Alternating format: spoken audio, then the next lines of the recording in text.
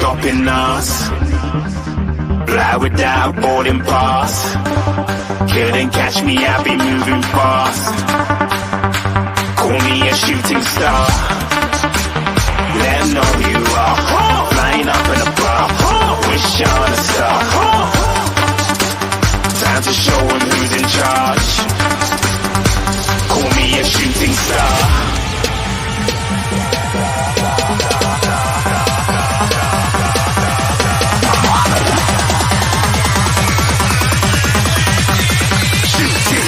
Didn't even get to cross.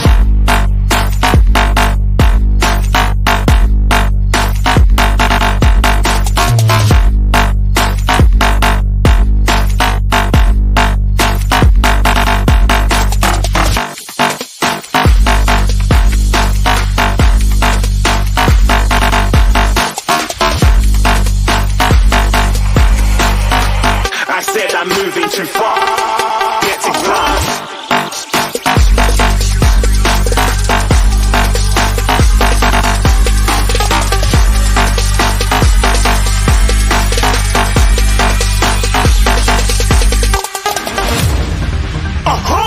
Looking at a shooting star. Got more than a couple of people going mad. I swear they're rooting hard. Tell them I be big in the game like she went and got them breast implants. I said I'm moving too fast. Didn't even get a glance. I'm ready to eat up track like I'm seated in a restaurant. If you had swag like mine, you know it's best to flaunt. We aren't hating because you aren't. Shining like it's neon. Rock like Kings of Leon. Shooting stars across the galaxy. I stand out, so don't be mad at me. Infiltrate, I'm with my strategy. When that's enough, then I just have to leave. Shooting stars across the galaxy. I stand out, so don't be mad at me. Infiltrate, I'm with my strategy. When that's enough, then I just have to leave. Yeah, shoot, shoot, shoot, shoot. Yeah, shoot, shoot. Yeah, shooting, shooting.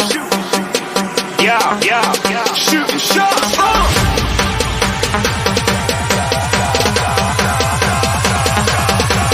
Shooting stars, shooting stars, shooting stars, shooting stars. Didn't even get to cross.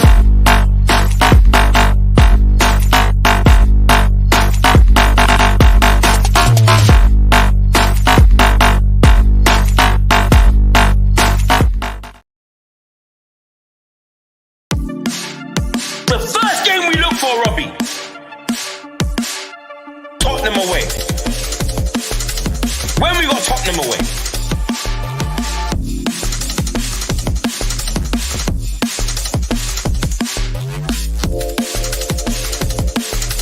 Tottenham away. When we got Tottenham away?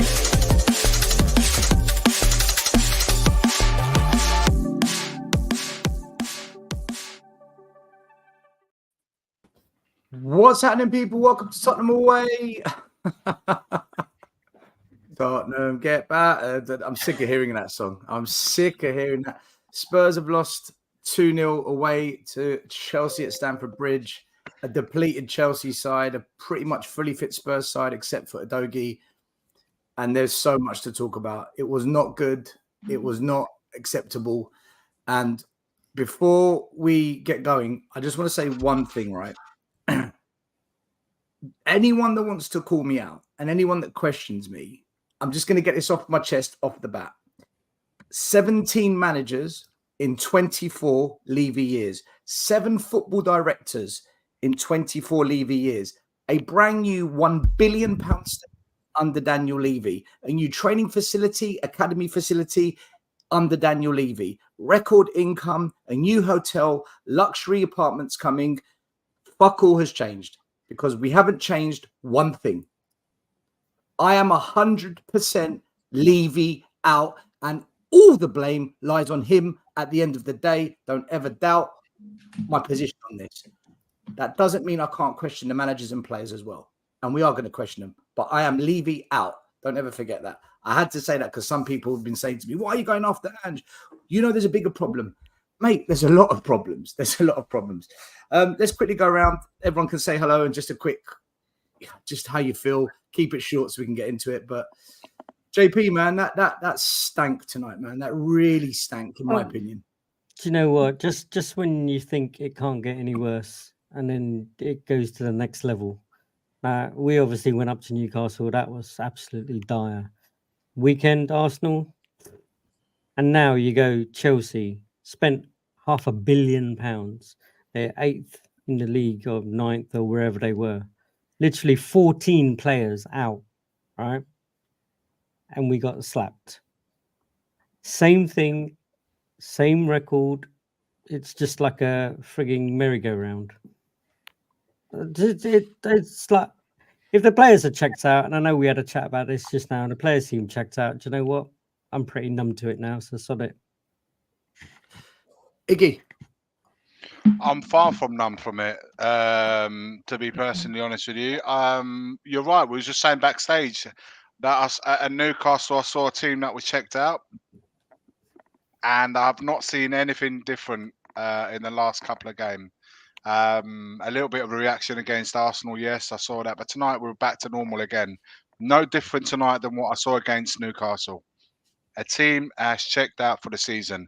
I won't be wasting my Greek Easter this Sunday watching them against Liverpool. As simple as that.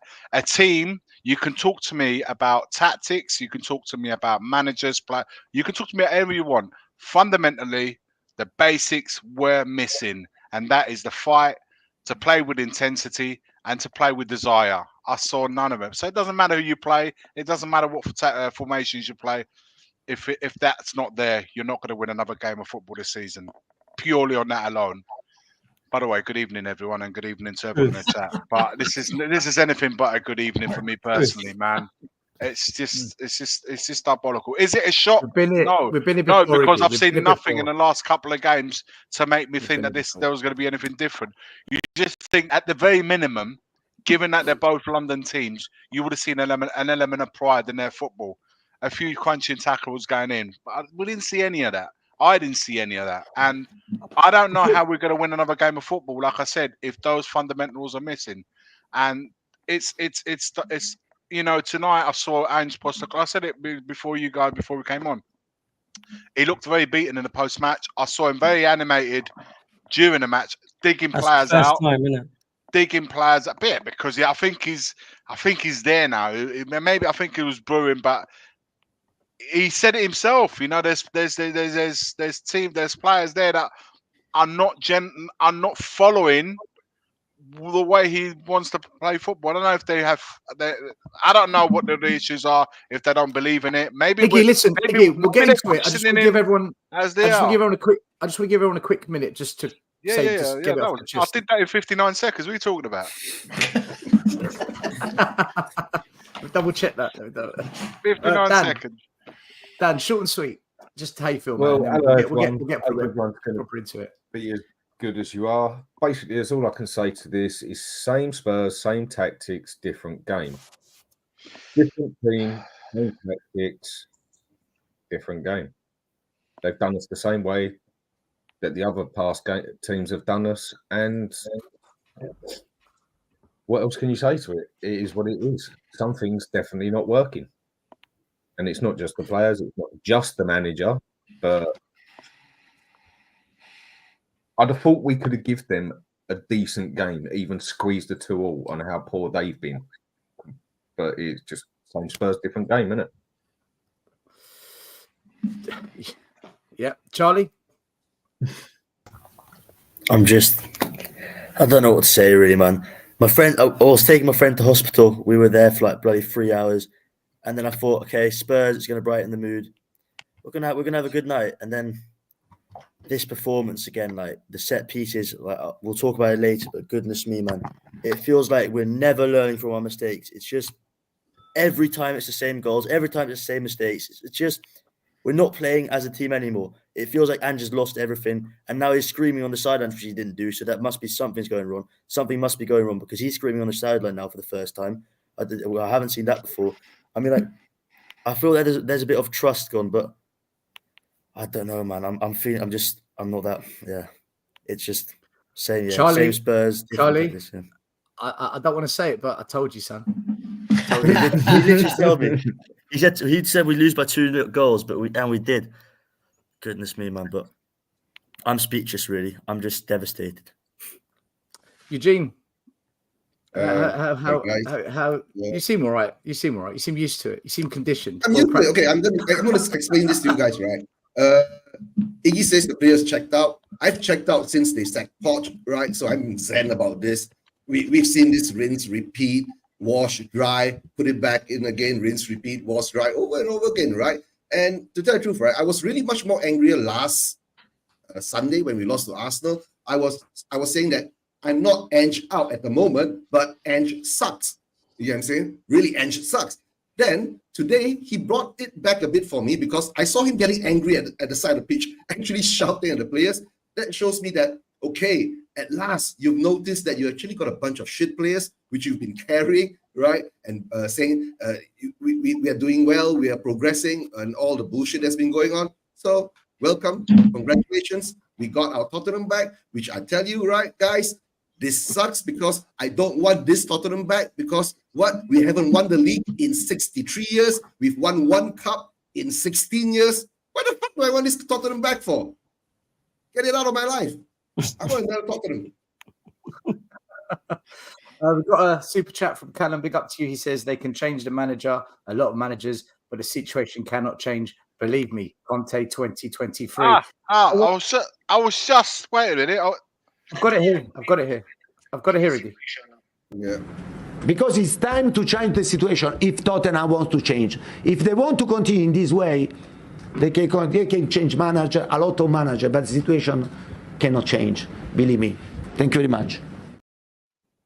Nobody's saying he's the right fit for Tottenham, right? No one's saying he's the right fit for Tottenham. We're saying his words were bang on. That's kind of what we're saying. Maz, listen, I've got to give you credit, man, but not credit that I want to give you, but I have to because I can't lie.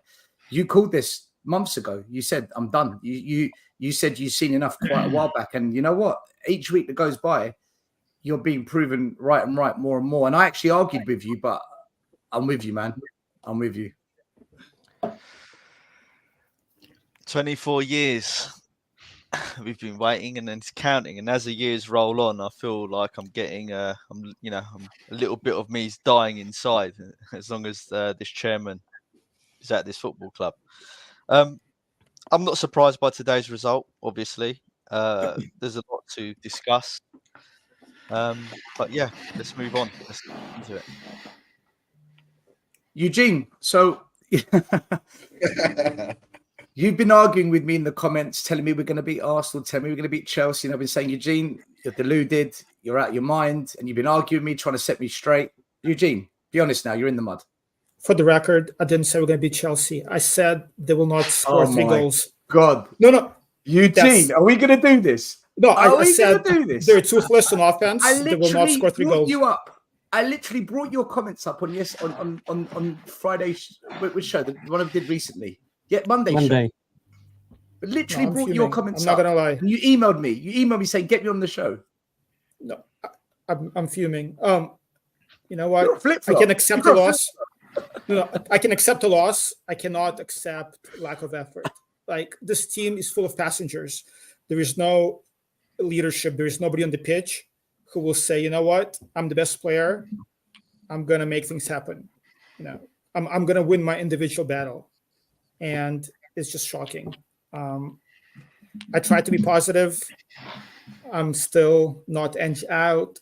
I don't think the tactics are the biggest issues. I just feel like the players are cowards. Some of them, at least. And I'm fuming. Didn't we say that under Poch, under Conte, under Nuno, under AVB, under Jose? It's a curse. I don't know. Different players, different managers. Same. What's the common thread, though? Exactly. Didn't Tim Sherwood about 15, 16 years ago say, no balls, no courage? No. Do you remember that interview? Just before he got sacked? Adrian. Shocking. It is shocking. Adrian, you're not allowed to mention the academy, but you can say anything else. Okay. Fine, right? I mean, we've had we've had a lot of speculation and chat and debates recently about like lack of leadership, who should be a captain in the side. That is total BS. Right? It's total BS. In a team, you want winners in a team. We have got too many passive players, not players that have got enough conviction, right? And they're not aggressive enough. I like players like Romero that are aggressive, right? Aggressive players are winners. They don't need someone to wind them up in the dressing room to tell them like, come on lads, let's do this, let's go. They don't need that. And we have too many passive players in there. Now, we can be flat track bullies when things go well for us, like the beginning of the season, we win games. But these passive players can't dig us out of a hole, right? They're not. So they need to kick up the jacksie. They need to change their mentality, for one thing. I mean, if you looked at aggressive players in our squad, you could say Vicario is because he shouts not. You could say VDV and Romero are, right? I would say Bentancur is. Son always gives his heart and soul for the team, whether it's going for him or not. You know, you've got Richarlison, right? And then Werner, he didn't play today, but he lacks conviction. He lacks belief in himself. He's crap, right? He's not good enough because he'll never give you 10 goals a season, which is what you need if you're going to win a league, right? Which is what you should be aiming for, not just a domestic trophy, right? The young kid on the other wing, he's okay. Actually, a lot of the ball actually went to him today, rather than when we should be going to our captain Son on the other side of the pitch. I didn't think he did that bad, right? But, you know, players that can't pass a 5-yard or 8-yard ball in a tight situation, come on. What is in your head? What is in your head, guys? You've got to believe and try and dominate a game, right? And they don't. So you want out of your 11 on the pitch, you can have passive players in there that offer you something. I mean, Maddison's not an aggressive player, in my opinion. But so you can have a Maddison in there, but you've got to have at least 7 of your players in that team that are aggressive players that are winners. They don't need a captain. All this talk about a captain is bullshit because the captain's role nowadays is mainly like it's the diplomatic role, basically. It's a diplomatic role, right? And it's not that. It's a lack of aggression. Right, we're going to get stuck in. But we didn't. We were flat, lackluster, you know. Adrian, let me move on to Sava. Let me move on to Sava as well, because I just want to give everyone just a quick minute before we get into it. We've got one more super chat here from Callum who says, Johnson is another word for penis. It is actually, yeah, in America. Yeah, you're Johnson. Pennies. Yeah. Pennies. Pennies, sorry. Christopher Scorpion also says, thank you for the super chat, by the way. How many players need to be kicked out in the summer? It does not matter until our lovely chairman leaves. Cheers, Daniel. And you know what? I don't disagree. Sava, I'm not going to give you as much credit as Maz because you kind of gave in just after Maz. So Maz beat you to it, but you were pretty soon after him. You checked out pretty soon I checked out after 10 games. Listen, when the rest of the fan base were going into, open top bus parade mode because we were top after 10 games, I was sitting there telling everybody, and I will do, and I told you so, we're not good enough, right? And I was told every combined 11 out there, Spurs get 8 or 9 players in there, and Maddison's the best this, and Van der Ven's the best that, and Romero's the best, Porro and Adoke. I'm bored of it. I'm not upset by it anymore. I actually am at the stage still where when I watch what I see tonight, I find it funny because it's so goddamn obvious. People like, bless them, some of the younger ones like Charlie going, I'm devastated. I can't be devastated. We knew this was going to happen tonight. We knew it was going to happen against Arsenal. We knew Newcastle were going to batter us. We know what Liverpool are going to do to us. Look, I disagree slightly with Iggy, right? I will talk about tactics. I will talk about the manager because that all plays into why they've given up on him. Yeah, the players have got no fight in them because they don't want to be playing these god-awful tactics. You can see it. It makes defenders look bad because they're conceding constantly. Yeah, none of the midfielders suit this formation that he's playing. And the forwards that Andrew's ball are absolutely, am I allowed to swear? Yeah. Fucking diabolical. I'm going to say you can't swear. Can't swear, mate. Diabolical, Stel, right? And I'm going to chuck Son into that mix. Son is awful. He is gone. Now, people go, oh, he scored 15. That man offers 0 on a football pitch. Every time the ball goes to him, a move breaks down. Brennan Johnson, I don't know what Adrian's watching. Brennan Johnson is shit. Like, he is. I go and watch Charlton play sometimes at the weekend. He is not better than the Charlton wingers. He is awful. So I'm not surprised. I'm not angry. This is funny. We're at the stage where I find this funny. If you sign Werner Johnson, Solomon, Valise, Ashley Phillips, Kulusevski, this is what happens when you buy crap footballers, right? And last thing I'll say is the manager is getting away with so much because he says lovely things sometimes. But this week in the press, and still you and I WhatsApp every day, right, about Spurs, the things he's saying in the press are damn right embarrassing. Talking about medication pills, right? Like, what is it? What are you going on about? We don't need to defend set pieces better. Another 2 set pieces tonight. The guy's out of his depth. I'm not necessarily Ange out because I don't believe anything's going to change. But the manager is bloody awful. And I'm so bored of people going, it's not him. It's not the tactics. They've checked out. He's done. Our season's finished. And the last thing I want to say, just really, really quickly, I sent this to you still. If you take the form of the Premier League since that 10th game of the season, so we won 8 and drew 2. Does everyone know where we are in the form table for the last 25 Premier League games? 10th. We are 10th. Level on points with Everton, Wolves, less points than West Ham, Newcastle, Chelsea, Man United, 8 points worse than Bournemouth. Right? So when we talk about our players not being great, of course they're not great, but we haven't got as good a squad as Bournemouth or West Ham. I mean, sorry, guys. I just think that the club's an absolute shambolic mess. Back to you, Still, in Alex style. Sava, I was saying to Still from early doors, first couple of months, that Ange needs to shut up. He needs to shut up and stop speaking to the media. I agree. And he's gone. He's a great speaker. Let's be honest about that. He's very good at answering questions. He engages well with the journalists, and you can see he's doing a number on the fan base as well.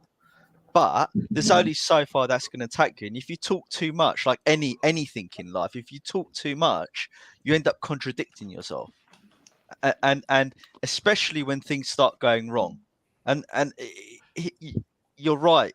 Something you said, he's out of his depth massively. Now, I don't think he needs to go because I think we're all similar age. We've been watching Spurs for a very long time, and just getting rid of the manager, I don't think it's going to solve anything. True. But yeah, so that's my 2 seconds.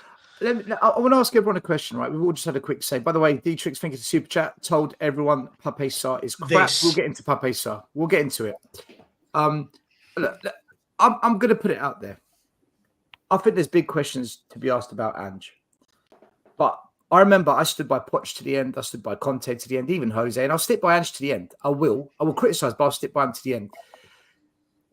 Is there a manager, guys? And this is a realistic question. Is there a manager that can come to Spurs under this regime of here's the transfer budget. You've got to buy 8 players with it.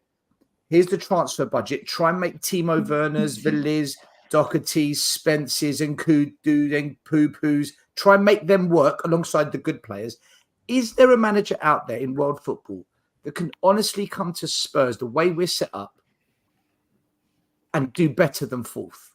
An honest question, because if the answer is no, what is the point of us even thinking about another manager? We'll criticise Ange tonight for sure, but is there a manager? Because we've tried everything. But they've had it though. Is there any presence other than the manager?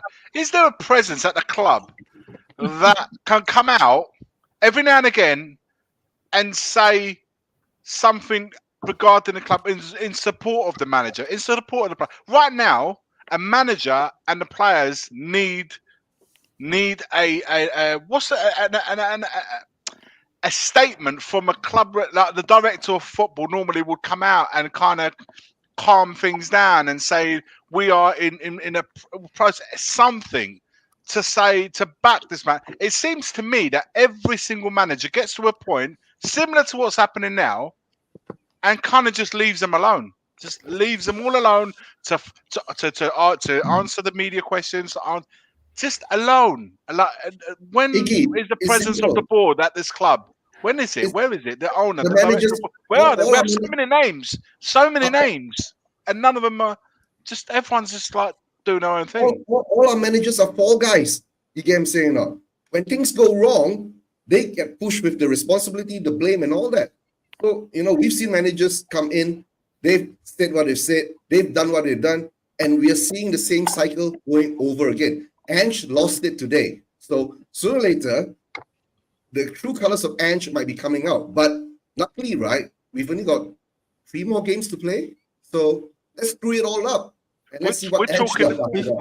We've had managers, right, that have built really good football teams. You had Harry Redknapp. He was on the cusp of really building a brilliant team, and he just needed, as we always do every single season, 2 or 3 quality players to get us over the line, right? Never happened. Same thing with Poch. He got us really far. We need those 2 or 3 players to get us over the line. Never happens. Now, Sava, close your ears. Jose, right? Jose was really close to potentially winning something. He never really got any players that he was happy with, right? Conte, he got us into the Champions League. The first 6 months I thought we were playing really good stuff, and then they bring in fucking Richarlison and long gap and it's not the managers. Danjuma, Spence. Yeah, it's not the managers. We've had brilliant managers. It's not the managers, because they all go on to other teams and they win things. Same with our players as well, actually. Yeah. But Maz, can I say off the back of that though? Look, everyone knows I'm Levy out. Have been for 24 years since he joined or whatever. But there are clubs out there that do things really well. Like if you look at Inter Milan, they're a giant of football. But if you look at them in the last 3 or 4 years, how little they spend, right? How brilliant they are in the free transfer market, right? Yep. How brilliant they are at bringing in Onana on a free and selling him for 50 million, right? You look at Bayer Leverkusen this year, Frimpong and someone quickly, the other wing back, Grimaldo. Frimpong and Grimaldo, I believe, cost something like 12 million euros between them, right? And they've got like 40 odd goal contributions. For me, we never seem to get it right at the same time, as in a manager and a director of football that have the same philosophy and are on the same page. Because, and listen, I am going to call this guy out because I think he's absolutely shit. I think this epitomizes why I think Ange will be shit. On the last day of the transfer window, I said to everyone that would listen, the signing of Brennan Johnson showed to me nothing has changed. Our fans were going mad. Oh my God, Ange wants him. I want him. If Ange wants him, he can get the best out of him. That signing alone at £47.5 million summed up that either Ange doesn't have a clue, or the director of football or the scout that looked at him doesn't have a clue about what is good versus what is great. Yep. Sava, because that's what we do. We sign crap like that.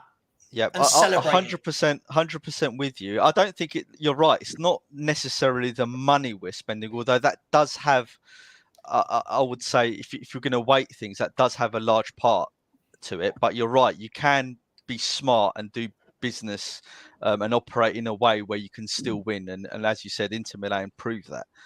Mm-hmm. But we never plan anything ever, right? It's all by accident. Bale was by accident almost. Kane was almost by accident, So it's they're brilliant at planning hotels and stadiums and facilities and F1 tracks and skywalks, but they're really rubbish at planning for football. Guys, Maz, just quickly, just to jump on what you guys said, I'll let you finish your point. So I've just updated my spreadsheet. That's 17 games against the top 10. These are the games our amazing attackers that we've signed have turned up in with goals or assists. They're an absolute disaster. You cannot argue the facts. Goals and assists, they're shocking. Against the bottom 10, Very different. But when it matters against the big clubs, they're useless. Yeah, and I said probably a month and a bit ago, a couple of months ago, that when you analyse our transfer business at the start of the season, Van der Ven came in because we had Clement Longap went, right, and we desperately needed another defender, right, and Eric Dyer's useless. Who else did we sign? My one's got black. Vicario came in because Lloris was finished, right? So we desperately needed Vicario. Madison, right? because we got rid of Lamella and Lucas Moura. Yeah, all right, and we needed a statement signing for Kane, right? They knew Kane was leaving for 2 seasons now or longer, and they did nothing. All right, and the poor guy comes in, Ange. He loses our best ever player that we had at the club. And we're like, oh, well, we got Richarlison for you, Ange. Get on with it. Hang on. No, Maz, I don't feel sorry for him at all. I'm not doing this. Oh, poor Ange. Ange said in an interview, right? This is the problem. When you've got a manager that talks to the press as much as Ange does, you have to own what you say. The same way we're going to give credit to Conte for calling out the chairman. Yeah. He owned what he said. Ange says things like this. Ange says, not one player will come through these doors unless I sign it off. And then he goes on to sign I agree. Brennan Johnson, right? Hang on, Maz, hang on, to your point. They knew, he turned around and said, Harry told me the first day I met him that he wanted to leave. Words to that effect. He knew all summer Harry Kane was leaving.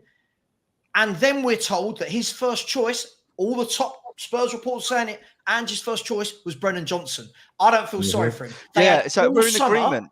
They had all summer to go and find, I'm not saying you can find a Kane replacement, but they had all summer to go and look for someone. A Mohamed Kudus, a Cole Palmer, an Anthony Gordon, right? A Moussa Diaby. We got Brennan Johnson. The club's finished. It's useless. Let me ask you a question with you, Sava. I agree. On this. No, I agree. We lost a bit of fear there because let Maz finish his point. Adrian, let Maz finish his point.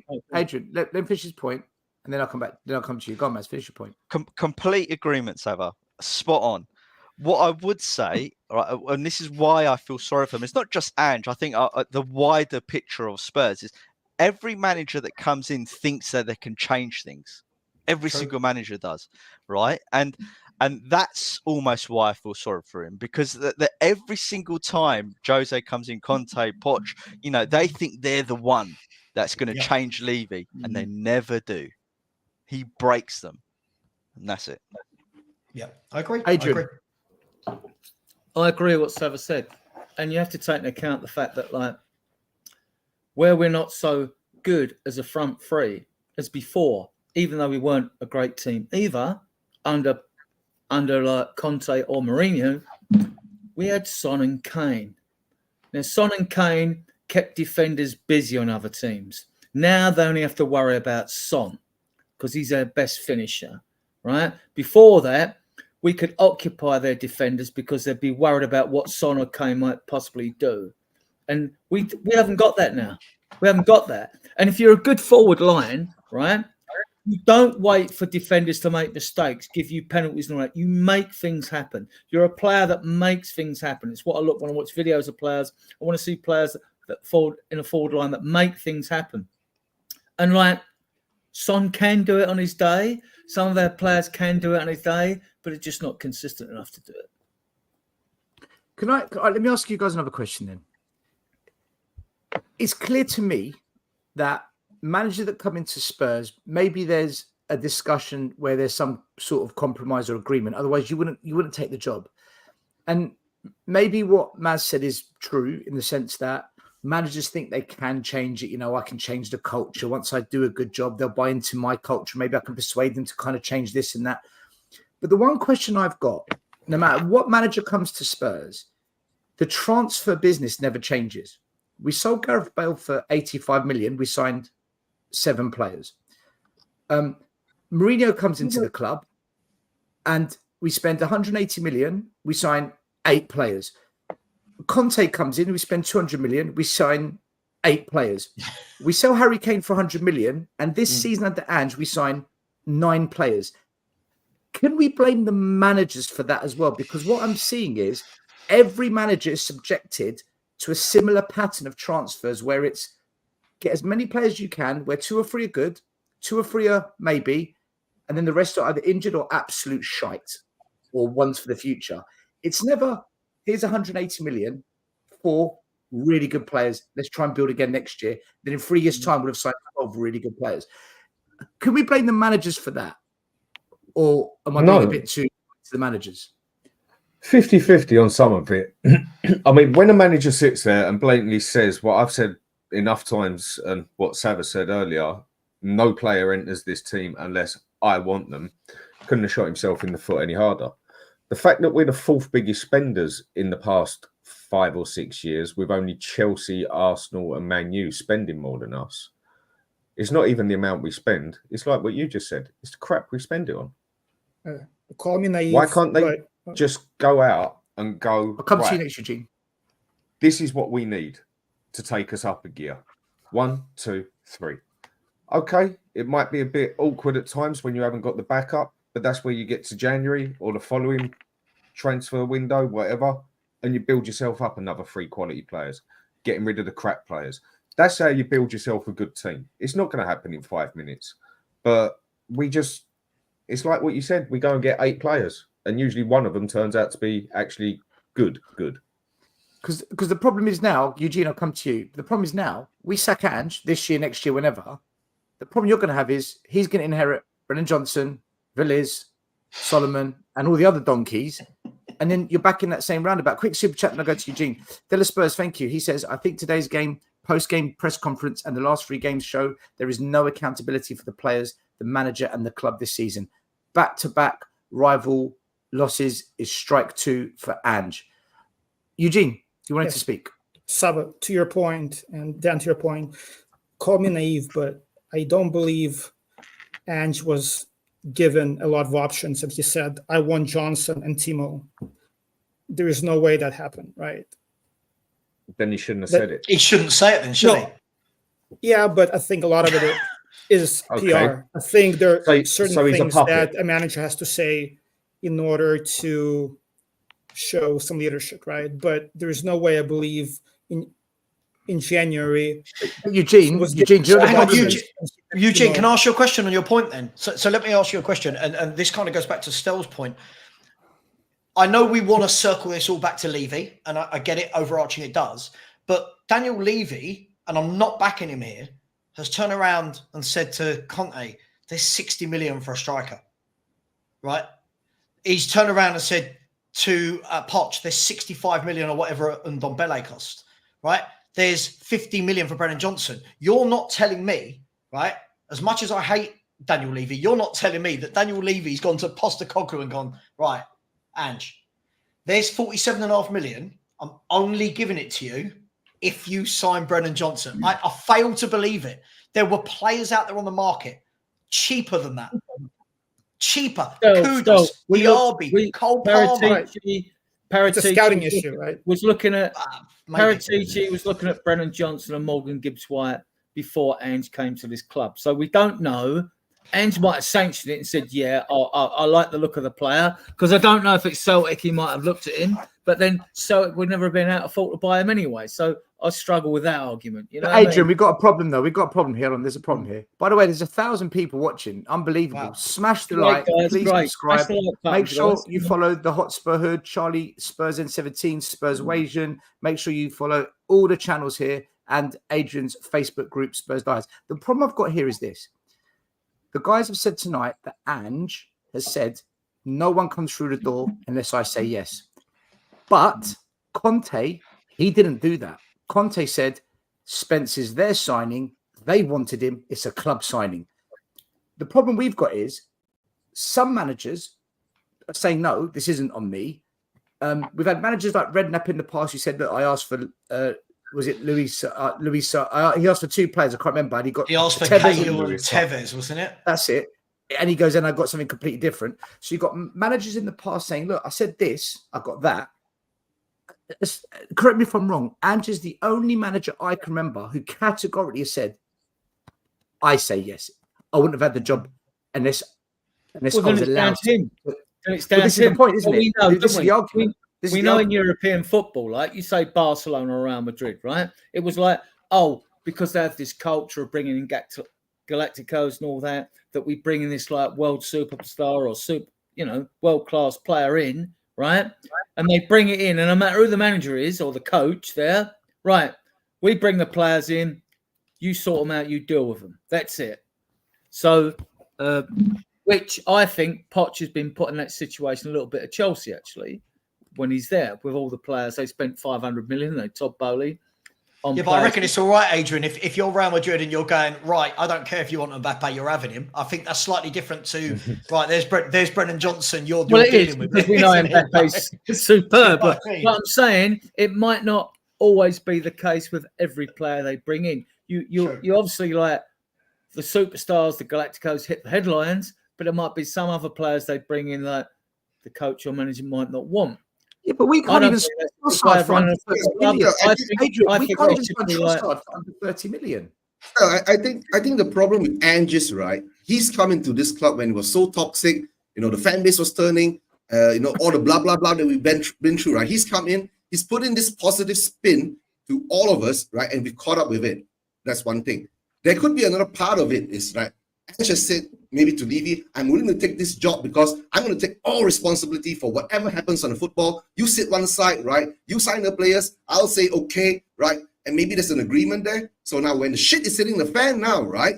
He knows that he's got a bunch of shit players. And maybe this is what we're seeing today, what he's being angry about. Maybe tomorrow he won't be. Maybe it's just today, right? Maybe the next game against Liverpool, let's see what happens. He might even get more angry if our players don't turn up. But he has said one thing. He is responsible for everything. He's responsible for the happiness of the players, the squad, right? They're responsible for the happiness of the fans, right? Whatever PR shit he throws out there to us, maybe it's part of the club's initiative and all that. But in the end of the day, he is responsible. So no, guys. 1 second, right?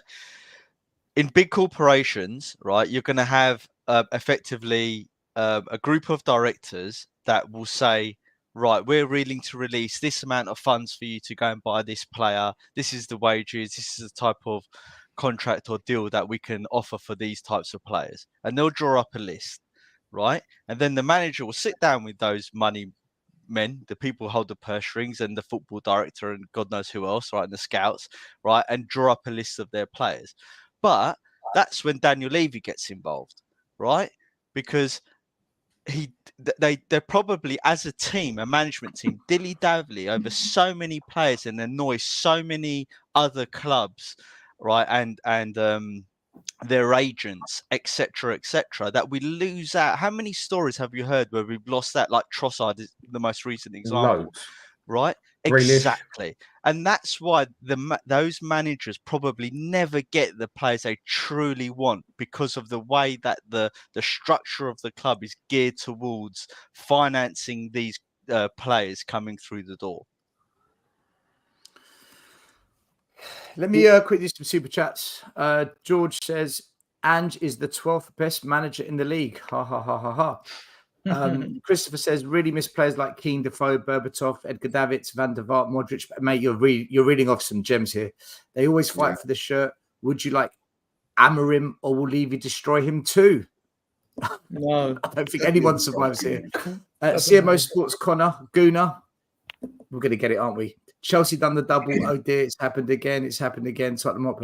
Beat City for us. Cheers. We probably will, mate. Don't worry. We probably will. All right, guys. I want to... Go on. Sorry, just say one thing. I've just been checking. Right? Yeah.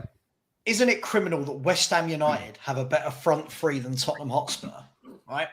And the combined cost of Jared Bowen, Paqueta, and Kudos, right, is 100 million euros exactly, which is what? I don't know, 85 million pounds? Yeah. Right? How have they assembled that front three? And we've assembled what we've assembled.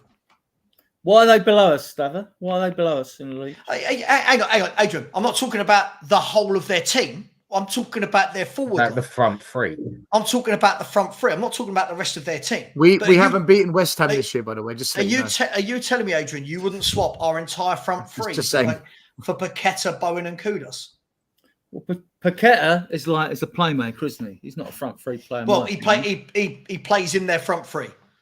Well, if anything, as a number 10, yeah, okay. Well, okay, the way they've been setting up at the moment is Paqueta left, Kudus right, Bowen through the middle. So you're telling me you wouldn't have that front three over Son, Johnson, Kulu, or any variation that we've got? I'd pick Son All day over long. any of those three. The others You'd pick Son over any of those three this Yeah, season? definitely. Yeah, definitely. I don't know what you're watching. I don't know what we're watching. Fair He's enough, been fair enough, absolutely that's okay. shit. That's why opinions on players are subjective, isn't it? I know, but we're doing it again, aren't we? Like, why are we never allowed to say? Why are we doing it again? Because I disagree with you. I'm wrong. No. And you're right, or what? Yeah. Right. So watch Son Paqueta. scored 16 goals this season. He's one goal away from the Golden Boot score when he shared it with Sava on 17 goals. He's a class finisher who finishes both feet. He might have lost the bit of the turbos that like the Gareth Bale and his type had earlier in his career, but he's still good for me. I would give him a 2-year contract tomorrow, the year's extension, without a shadow of a doubt. And that right there, Adrian, I don't why care we if will never go anywhere. That right there. Hang on, Adrian, that's fine. Let me finish. Let me finish. Adrian, that right there is why we will never, ever, ever succeed as a football club. We are so. That right there, Sam. Let me finish. Let me finish. Hold on. Adrian, let me finish. It's not about success. Adrian, let me finish. Well, what is it about then? Let me finish. Hold on. Can I finish? Guys, one at a time. Let's have a go. Wait, well, guys, let me take control. Guys, let me take control. Adrian, Sava. Let's have a finish. Then Sava, once you're finished, let him finish without interruption. Off you go. Yeah, I haven't interrupted. I've finished. Right. This is why we will never succeed as a club. Because we... Adrian, let me finish, mate. Sorry, go on, carry on. Right? Because we did this forever with every player we ever have. We have this incessant need to keep them for 10 years. We do it with everybody. And every time you can see a player is slowly but surely declining, Liverpool, Man City, Arsenal, they get rid of those players. What we do is we have a fan base going, you know what? He's declining. He's not as quick as he was. His touch looks terrible. Let's give him another contract. Like, why can't we build for the future? Why can't we have players coming through that are sharp, quick, incisive, good with the ball at their feet? Why are we still looking? Listen, I love Son. Son's been a great player for Spurs. But watch Son this season. When he's not scoring a goal, he looks, I'm sorry, he looks so poor. He looks so poor. So why are we going to give him another 2-year contract extension? Right. Let Adrian more. Let Adrian respond, guys. Let Adrian respond. Right. Go on, Adrian. Because who else have we got? He's our best striker. He's our best finisher with both feet. We haven't got no one else. We haven't brought no one else in. Richarlison can't score goals like he does. Neither can Johnson. Neither can Werner. We haven't got no one else. So when you're in a period of transition, I would keep him until we can improve and move on. Then you involve. Like we got rid of crap before. We got rid of Sissoko. We got other players like that. They helped us for a period of time with a popular fan base. And then we moved on as we thought we were evolving and getting better, right? We got rid of them. You can't just throw Son out the window now because we haven't got no one else. That's when you act like a big club and buy what you need. Exactly. When you've got a player that is not... if we go out and buy them. But at the moment, we haven't. We haven't. We are where we are. Right. Okay. If we get a 70 million offer for Son, yeah? Now, Son has been brilliant, everything else. But this sentimental crap out of this club has to stop. Agreed. If you want to be a winner and you want to get somewhere, you do what Chelsea used to do. You do what Man U used to do. You do what City do. You've been brilliant, mate. Love you to bits. There's another £1 million in your back pocket. They've all bought and he's Let me finish, Adrian. Adrian, we sell can I finish? Tomorrow for 70 million. Who can you I finish? Who do you want? Who do you want? Who do I want to bring in 70 million? Go and look for another striker. Who out there you want to bring in? We sell Son tomorrow for 70 million. Adrian, I'm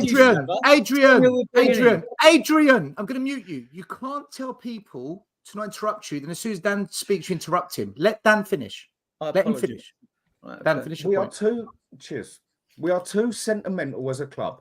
As a whole, we are too accepting. Son has been brilliant. I'm not saying we go out of our way to sell him, I agree. but if we get a 70 million offer, 60 million offer either for him, take it. Gone.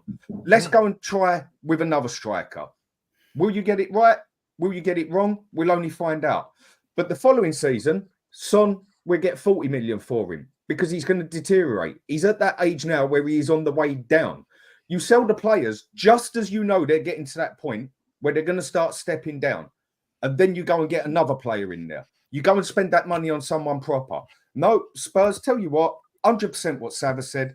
Let's go give him another 2 years. He's been brilliant. Stick 2 million in his back pocket. And I'm sure he'll be happy. Dan, it's like Gio, like Lo Celso. Been here 5 years, done nothing, and we're going, let's give him another 2 years. Like, how many debates? Guys, we are testimonial with a couple FC, of right? people Testimonial FC. We've been saying to Ben Davies for so long. I want to bring in Dean because he's been sitting there, hasn't said a word in ages. Dean, mate, you've been here in the chat for the last hour. We haven't even got into the game. We're about to get into the game, but clearly, look, we're pissed off with the manager's tactics. We're pissed off with particular players at the club, particular players that shouldn't be at the club, particular players' performances. The overarching kind of feeling is that this is on Levy. Above everything else, he is the bigger issue. Dean, where are you at as a fan at the moment? Are you believing that if we have a good summer, it will change? Are you this manager? He's not the right fit. You know, where are you at with it all, Dean? I want to know when we're going to go to fucking Chelsea and put a fucking performance in and try and fucking win there. Would help. For You said fuck's that without sake. swearing, mate. That's what I want to know. Sunday, oh my days. 40 years I've been going to that football club and I've never left early once. I left at half time. I went to the fucking Gilpin and had a drink. I was done. I was finished. Done. And I've never been like that. Never been like that. The defending was absolutely awful. It was like Sunday football.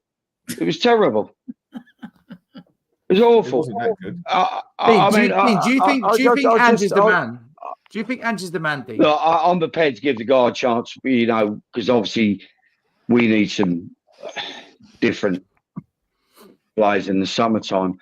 But if he keeps on playing the way he's playing with that defence like that, I mean, you've only got to look at the last 10, 14 games. I mean, we're losing too many games. We're letting too many goals in. It's bloody stupid. You know, I will say, and I heard you discuss the other day, if we'd have had Conte, still had Conte in it, we would have lost that game Sunday. Not a cat's and hell's fucking chance. Well, we just wouldn't have done, wouldn't we? We would defend better. Yeah. The only thing, I didn't mind him speaking. I don't know how we'd attack. I don't know how we'd attack, but no. I mean, I loved it when he spoke his fucking mind because it showed up the board and what they are. You know, I've not been on for a long time, obviously, but I mean, I had a chat with some guys in the Gilpins Sunday. Never met them before in my life, and we started talking. And I was having a right rant about the fucking concessions, and they were like cheering me on and all the rest of it. And I don't know who they were, but they were big Levy guys. That's all I know. You know, that was another thing I got really pissed. I mean, I've been so fucking angry about. I mean, I'm 65 next year, and I was due to send my, obviously for the following season, to apply for my concession. Now it's been taken away. I've paid for my season ticket, but I'm just so fucking pissed off with that, man. I'll tell you. I messaged you still. You know how I feel. Yeah, I know. Do you know what? Phil P made me laugh. Phil P made me laugh. He had so many beers. He was gone. When Phil's gone, he's classic. He's in the pub and he doesn't know whether to be angry, laugh, or cry. He's mixed emotions. And I said to him, "What do you think of that today?" And the first words out of his mouth were, "We fucking give more concessions to the opposition's attackers than we do to our elderly fans." Just going back to the football, right? Who was the legend speaking half time at Spurs Sunday? By the way, because no one was there. Everyone walked out. no, but I know who it was. But who was it? No idea. I walked out. Oh, mate, really? Steve Archibald. You left at half time. I left. Yeah, but I went for a drink before. I see him on the screen down the bottom as I was walking out. Steve Archibald. Oh wow. Two FA Cups, one UEFA Cup. He then goes to Barcelona and wins a league title in 1985. They're the sort of strikers you wanted. Someone had some grit, bad temper, would give it to the opposition players and all the rest of it. I'm just at a loss at how you could even sign the German guy Werner. I mean, you've heard me rant loads of times. Just keeps doubling back and cutting inside, and it drives me mad. And Tula keeps doing that now as well. Don't shoot. And obviously Johnson's crosses, some of them are going to be fucking awful. I mean, I just got after 80 minutes tonight. I just turned off. I'm not a good watcher of TV football anyway, but because I like to be at the ground, I like trying to sing and trying to get behind the team. But Sunday, I just fucking lost it. Totally lost it. Everybody's looking at me in the ground round me. Guys, one thing. Go on. I've got one thing to say. Especially like we're saying about like why we get Johnson, why we get all this stuff. Our club was in ruins. It was not attractive for any player to come. Why would a player want to come to Tottenham? There were so many other teams that were playing so much better football. That's a fair argument, though, isn't it, guys? No, that's a fair argument. Hang on. Okay, I've got a retort. So, Charlie, I'll talk after you. Yeah. No, go. Oh, sorry. I thought you finished. Go on. Sorry. No. So to say, I know Johnson isn't the best player, but for us to get the best player that there was and to have like a £60 million player, that would be amazing for us, was nearly impossible. Because why would a player want to come to our team? Ange Postecoglou from Japan has come to Tottenham. Wow. Why would I want to play under this guy? Which is the most toxic club that we've seen. It's very toxic. Why would everyone play? We got Van der Ven for 45 million, Charlie. We got Van der Ven. He's pretty good for 45, isn't he? He's pretty good, but nobody really expected him to be this good. So West Ham can attract Mohamed Kudus, but we can't. But so didn't Chelsea Didn't West Ham win a Conference League, or did they not? Right. Okay, hang on, Charlie. Listen. Do you know what? With all due respect, if we're going to sit and make excuses as to why Brennan Johnson was the best we could do at the time, then we should all pack up the club and go home. Right? Perhaps that's because it was Sava. Perhaps that's because it was English. I think it must have been, because you're not telling me that West Ham can sign Mohamed Kudus, Aston Villa can sign Moussa Diaby and Leon Bailey, right? Chelsea, who are whatever in this massive mess, can go and sign Cole Palmer, right? You're not telling me. Hold on, Sava. Hold on. We signed Maddison for 40 million, Charlie. Yeah. Well, he's dropped off a cliff. We can attract some decent players. He's dropped over Newcastle. And we weren't in Europe. Newcastle. West Ham just won the Conference League. Yeah. Aston Villa just got to Europa League. It was, or what did they get in? Charlie, we also attracted one of the most hot property goalkeepers. We always highlight other teams' successful signings. We never highlight their poor signings, do we? The amount of crap that Man United have signed. Man City took 8 years. They're in the mud. Hold on, 1 minute, guys. 1 minute. This argument. No, hold on. We're changing the argument. 1 minute. No, we're changing the argument. The argument Charlie's putting forward is we can't attract better than Johnson because we're in turmoil. That's the argument. We can attract. But yet we signed Vicaria, Van der Ven, Madison. Much better. Much better, Charlie. I'm sorry. There is no way. Listen, for as much as we might be in turmoil or whatever, we're still a big football club across Europe, right? There is not a chance that Brennan Johnson is the best we could do on the right wing for I'm not saying that. 7.5 million. But Charlie, you kind of are saying that though. I'm saying we can't. I'm saying because that's the best we can do. Look, what we're saying here, we're expecting players that City can bring. We're in this position. We were in a position that we could not bring the highest of the highest. We could bring a bit lower, and we made a mistake getting Brennan Johnson. We should have gotten better, but we can't expect as a club. Now you've just gone back on what you said, Charlie. Yeah, you've changed. Now you're going back on what you said. We could have signed Grealish for 30 million. We didn't want to do that. Yep. Now you're saying we Charlie, could've the thing done is, there's a difference, right? And I think, do you know what, Charlie? When somebody like me, and I think Danny's probably in the same boat as me, and I'm sure a few others are, when fans like us say things like, oh my God, we signed Brennan Johnson or Timo Werner, whatever, right? The comeback from everybody is always, yeah, but we're not Man City. We can't buy the Man City players. I'm not talking about signing players that Man City signed. I've just put us on, if you look at it, the clubs I've just named are Chelsea, Aston Villa, Newcastle, and West Ham. If you're telling me with our super duper stadium and all the revenue we make, right, that we can't compete with Aston Villa, Newcastle, right, who haven't got as much money as us to spend, even though they've got all that money, right, West Ham and I can't remember the other one I said. I'm sorry. How, Charlie? How are we not competing with that? How are they getting better players than us? He's Okay, fucking guys, one more building thing. Levy land. That's why. Everyone in the comments saying, why did Dragson come to Tottenham? I mean, then? you all that was know. after we had an amazing run. That was after You we all had an know. amazing You all run. know that recruitment is not a perfect science, no matter what team you are. You might beat Barcelona and Real Madrid and go and get Mbappe, and okay, we know he's going to be a hit, right? But like even their recruitment's not perfect. So why is it? So basically, you need to have a system in process whereby you do the data analytics and you go and do the eye test. You send your scouts out, and then you hope that if you're bringing a foreign player in, he is suited to the Premier League. But you don't know. Man City went through the problem of all We this. watched Brennan Johnson play in the Premier League all last season. Right back.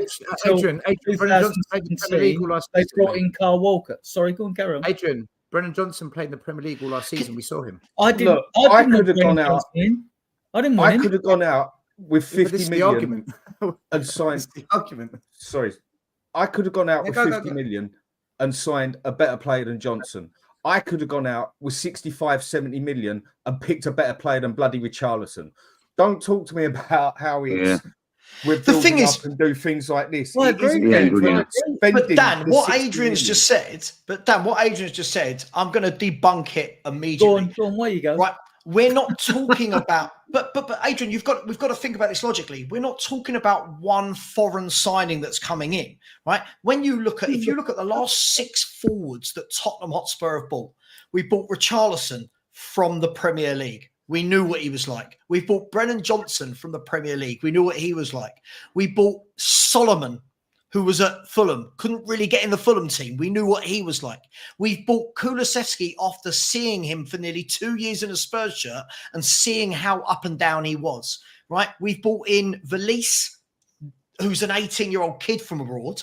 And there's one other I'm missing. And we brought in Timo Werner, who had played in the Premier League and been atrocious and then been atrocious when he went back to Germany. So your thing about scouting, I'm not talking about, oh, we've got one wrong. That's the last 6 forwards we've brought into this football club, and none of them are any good. Well, then none you of look them at are the any good. recruitment team, then, don't you? You look at the recruitment team. That's my point. That was my point, Adrian. That's my point. Can I bring up something? Can I bring up something linked to this? Okay, right. When we signed, I've just remembered something that I was looking at the other day. When we signed Postecoglou, all the PR machines, all the narrative was this, that he's perfect fit, Ange fits exactly what Spurs want. And there's one bit I've highlighted in green. Spurs chairman also wanted to put his faith in someone who understood how important the link between the academy and the first team is. Now, the reason I've highlighted that is because in the Carabao Cup final, Jurgen Klopp won the final with a bunch of kids in the last 30 minutes. Not out of choice, he was forced into it. Today, a depleted Chelsea team against pretty much a fully fit Spurs, Poch brought on 2 kids. There was a kid up against Son today, right? He brought another one later on. Why have we been told we've brought in a manager who can link with the academy? None of the academy kids come in. We see every club doing it, but yet, rather than bringing in those youngsters, developing them, and buying a couple of special players to help them and the team, we go and buy Brennan Johnson. We go and buy Valise. We go and buy Philip. See, this is where now you've got to bring into question how we go about our recruitment. Just beyond signing 9 players. Didn't we have a long discussion at the very end of summer about how this was the prime opportunity for them to blood in the youth from now if they're going to do a 3 or 4 year project, right? Yeah, because they had a And free show- season. Yeah, 'cause they had a free exactly, season, yeah. right? And they didn't. And I'm going to be very, very short with this point. These are PR statements to win the fan base over. Because when the manager comes in and they get the target by the board, right, to say, you have to get us into Champions League because we need money, they ain't going to risk it bringing in some kid on the whim that he might be good or not, right? They just then rely on the senior pros in the squad. So, and the same thing happened with the previous. I mean, Jose was probably the only manager who threw in a few kids here and there to try and do something. Did he? Fair to him. Well, he brought through Oliver against Skip. Marine. He did. He played, Yeah. he played Parrott in the FA Cup and he missed a penalty. We went out to Yeah, Norwich. I was there, exactly. remember? There you go. It was turmoil. Yeah, That's I when was there as well. Very, very But sparse. to prove a point, didn't Try he? out Prove a Everton point game. that they Yeah, weren't he very did good. it to prove a point. Yeah. Let me bring in box office because he's been sitting there patiently. Alex, I see you smiling, then not smiling, then smiling and not smiling. So I've got no idea what you're thinking. You'll let us know. Well, I've got nothing to say because I've switched off a long time ago, innit? So it's like it's not really it's not like I've done anything wrong anyway. Like, I mean, Sava, who I'm glad he's back on YouTube now. That like he's talking facts. You know what I mean? Like I said, I said everything in June, and now people are saying that they want Ange out. It's only taken a season. It's only taken a season. I don't need to say anymore. That's it, really. The whole thing about the youngsters, I knew that it was an absolute hoax because, like, he had ample opportunity to use the youngsters, and then, ironically, the youth director and him have said the youngsters not good enough, and that's it. The only reason why now we want the youngsters now because we're twerking for the youngsters that we're going to bring in, we're going to buy because we've got this this guy, Swedish guy. What is his name? The Swedish guy that we've got. Johan Langer. That we're twerking for. That's going to come in, and I bet he'll be in the first Oh, team. the Swedish Messi. No, Yeah, Lucas the English, the Swedish Messi, and then he has a few good games. Then everyone's going to twerk for him because we beat in Barcelona to him. You know what I mean? So the youngsters are not going to get a chance at all. I'm sorry, I don't think they're going to get a chance. I'm sorry. So, but on the game, it's like for me. I mean, to be honest with you.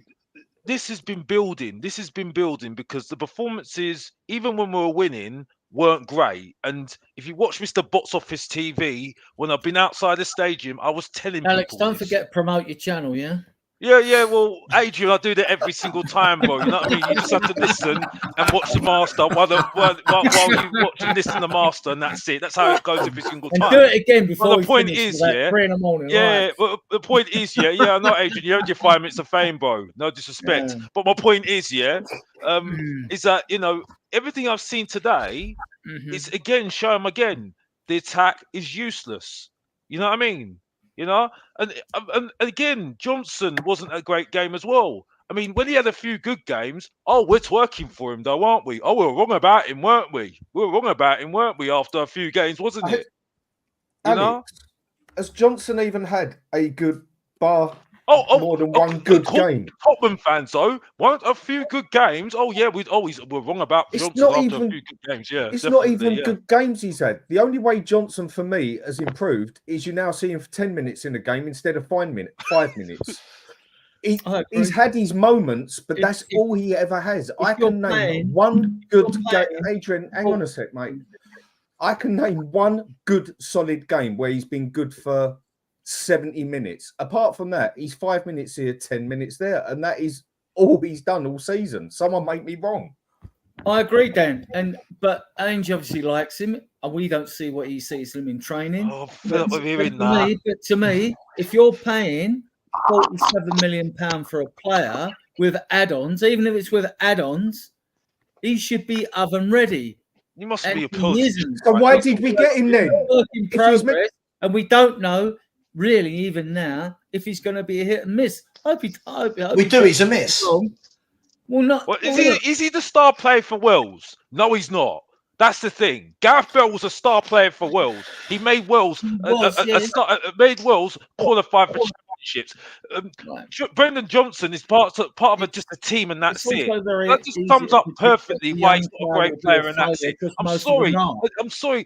Sava was talking facts. He was talking absolute facts. I'm not You know what I saying he mean? And wasn't. that's it. I'm not saying And I'm he not even wasn't. trying to raise my voice. I'm not even angry. This is just the way I speak. You know what I mean? And that's it. But the point I'm making is, I'm not even proving my point, like I said.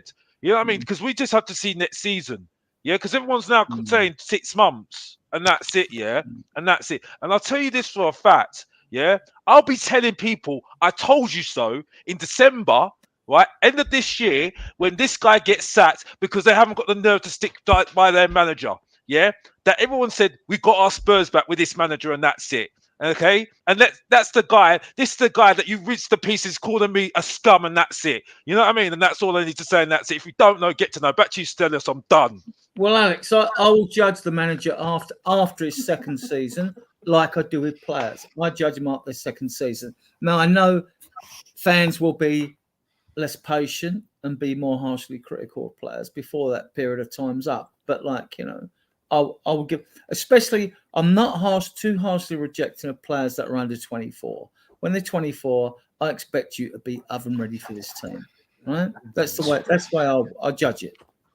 Let's get into the game itself. 24 goes back to yes, Savage. Yeah, 24. Look at Saliba. Look at Saka. Look at Kudus. Look at Gordon. Look at Van der Ven. Look at Kobe Mainu. Look at all of these players who are 24 or under, right? And they are very good. I keep hearing, hang on, Adrian, let me finish. I keep hearing that Brennan Johnson is young, he's young. He is the same age, I think, a few months younger than Erling Haaland. This guy, you don't need to have any coaching badges. You don't need to be a genius. Watch him. He isn't good. There is nothing about his game that you say, hang on, if we nurture that, he can't cross, he can't beat a man, his passing is shit, his shooting is shit. So what is this constant? This is what I mean, Adrian. You're doing that thing again. Hang on. We're doing that thing again. We sign shit players and we just excuse them over and over and over again. We do. He we excuse is shit. He is a shit player that will score a tap-in every 7 or 8 games. And Werner, right? and Richarlison. And every time he scores a tap-in, right, our fans do that thing, go, see, you were wrong about him. Wingers get the ball. Wingers get the ball. They should scare the shit out of their fullbacks. Yeah? Can I show you guys something? Playing against Brennan Johnson, I'm sitting there all day going, this is the easiest game I've had. Stand my ground. And our fans are going, but he's young. He's 23. He's 23 this month. Let me show you something, guys. Can I just say something? Can I just say something before you say something? No, Alex, I want to show one thing. Big up to Ellie. Big up to Iggy, by the way. Big up to Iggy, by the way, because I haven't seen him for a long time. Big up to him. You know what I mean? Sorry, I had to say that. All right, there you go. You got a big up. I just want to show you this, guys. Iggy, you got a big up, mate. This is Madueke, ex-Spurs Academy. He wasn't good enough for our club. He went out. He's now been bought to Chelsea. Half-time stats. Madueke has completed as many dribbles as all of the Tottenham players combined. That is fucking embarrassing. That is fucking embarrassing of the highest level. More dribbles. Just so people know what a dribble is, it's when you actually take on a man with skill, not running past him with pace. That's not dribbling. But just to add, Johnson can't dribble. Kulu doesn't dribble. Richarlison's not dribbling. Who's beating a man in this team? Just even Son can't dribble anymore. Well, sorry, right? That put Son in. He's part of that as well. 20, 30 years ago, when we were introducing youngsters into the team, like when Darren Anderton, right? When we brought in Darren Anderton, right? He wasn't too young to play, or Barnby when they were young. Adrian, he wasn't too young to play, was he? No, when Bell came in, into the team, he wasn't too young to play. Didn't Bell start? You know what's funny that and Anderton was called a sick note, and he played over 300 games for Spurs. So but when a young player, I say young, right? When a player can hack it, they can hack it. It's as simple as that. Whether they're 19, 20, 18, 21, 22, we've got to stop giving these players excuses. They're getting like 50 to 100 grand a week. I agree with what you're saying. Football. But then you get late developers like Ian Wright at Arsenal when he was at Palace before he went to Arsenal. So why did they pay 47 million? They're not many. These There's are- not many that are late developers, but you do get them. Yeah, but besides all that- these some Adrian, players if you say- think Brennan Johnson's going to be the next Ian Wright, I'm willing to bet my house on this. No, I don't. I'm willing to bet No, my I don't, entire house Stefan. that I live in on this. No, I don't. Right? No, I'm prepared to do it. I'm prepared to do it. No, I don't. But these Even excuses you only don't seem to believe be Brennan valid Johnson's at going to be Ian Spurs. Wright, man. Only Ian at Wright. Spurs, these excuses are valid. Only at Spurs. No other club No. works like Spot that. on. Right. Spot on, mate. No other Spot club. on, mate. No, do you know what? The Spot biggest on. point that you got is the recruit, the people that recruit at Spurs. Well, When what do you would they expect? be- Okay, then fine. Hang So on, all hang of you on, on the hang on, panel, hang on, what do you hang on. expect of Wait, Saar, Adrian, let him you finish. doggy, Adrian, the let him 20-year-old? Yeah, mute him. Mute him. Carry on. When are the people that recruit Go. the people that recruit, guys, when are they going to be held accountable? These people that scout for these players and they don't succeed, when are they held accountable? If I was at work and I'm working recruitment and none of my employees or 80% of them are not working out and I've only got a success rate of 20%, surely at some point I'm going to be held accountable. We've changed 7 And football man, directors. an owner that hires and fires 17 managers in 24 years. When is that person going to start becoming accountable?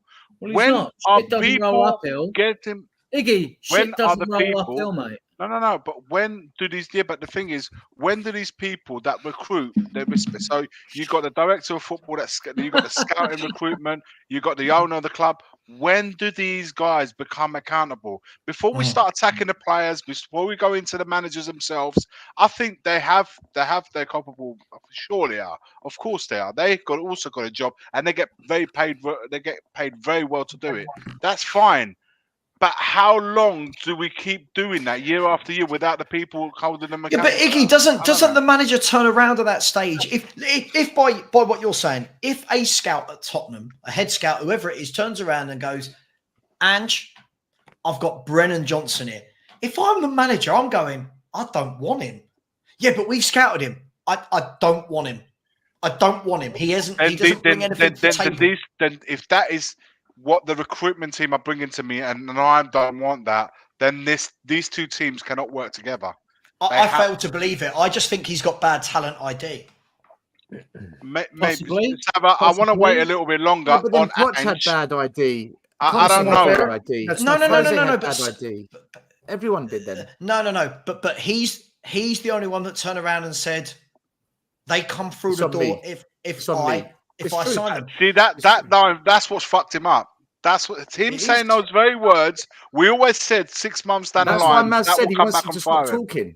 Maz did say I want him to stop. He also said talking. we're going to challenge for the title next season. I don't know what universe he lives in, but anyway. You can't defend it. I don't The know. difference between challenge and winning, we know where we're I going love Ange. I do No, like him. I do like him. I want to give him a little bit more time, but some of the things that he's come out with, such as that line But there, Iggy, a and lot of some other fans. times, I'm like, mate, pipe it down, man. Do you know what he did? For your own doing. Let Spurs speak a bit. Go on, Has. He's setting everyone a dream, yeah, by saying we're title challengers next season. So I'm holding himself accountable to his words, yeah, like we said about the signings, yeah. So if we don't, like me and TJ in the same boat with this now, if you don't challenge for the title next season and you're accepting all the signings, they're all yours, then it all's going to come down to you. So Has, do you know what? This is the problem with our fan base. I know I always get in trouble for talking about our fan base, but this is the problem, right? Stel, we talked about this earlier. Ange could give an hour press conference.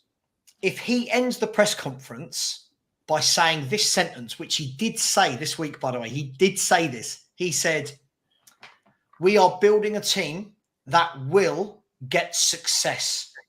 Yes. Right? Now, that sentence, what that's done is everybody now doesn't look at the signings. They don't look at the results. They don't look at the fact that we can't defend corners. They don't look at the fact that everybody is battering us at the moment. All they do is go, yeah, but Ange just said we're building a team that's going to get success. That's what they hang on to. Ange is waffling. Ange is saying these things with nothing to back him on this. Now, I'm going to go against what I said in the summer, right? This isn't Scotland, right? Everyone keeps going, what he does in the second season. Yeah, but you took over Celtic, who are the Man City of Scotland. You took And the over the 16th best biggest league in the world. But you took over the best club that can afford the best players. You're at Tottenham Hotspur, right? You're at Tottenham Hotspur, and you think that Brennan Johnsons and Timo Werners and Valises and Kulus and Solomons, you think that is what's going to close this 20-point gap at the moment, 20-point gap to the top. And our fans gobble it up. Our fans are gobbling it up. You watch next season what he does. I'll tell you what they'll do. Bookmark this, the 2nd of May next year, do another show still. I'll jump on and we'll be having the exact bloody conversation that we're having now. We had the exact conversation last year. We had it in 2007, 2008, 2009, 2010. It's the same every year. Then he will be sacked, Sava. He will be sacked. Well, that's the point. I'm prepared to give him the second season. Look, we all know, right? This season's done, right? We're going to get Europa League. We only need 3 points basically to get there, right? We're going to get lucky there. if we get that. And, well, we've got Sheffield United and Burnley to play. Might not even be Burnley. I think Burnley could beat us. Liverpool, Man City, right? And Man United have to play Newcastle. So whether they win, lose, or draw, any result suits Spurs anyway. Because if we get a win, they virtually can't catch us. You know, so we're lucky to have the points in the bag. We've got a points gap, right?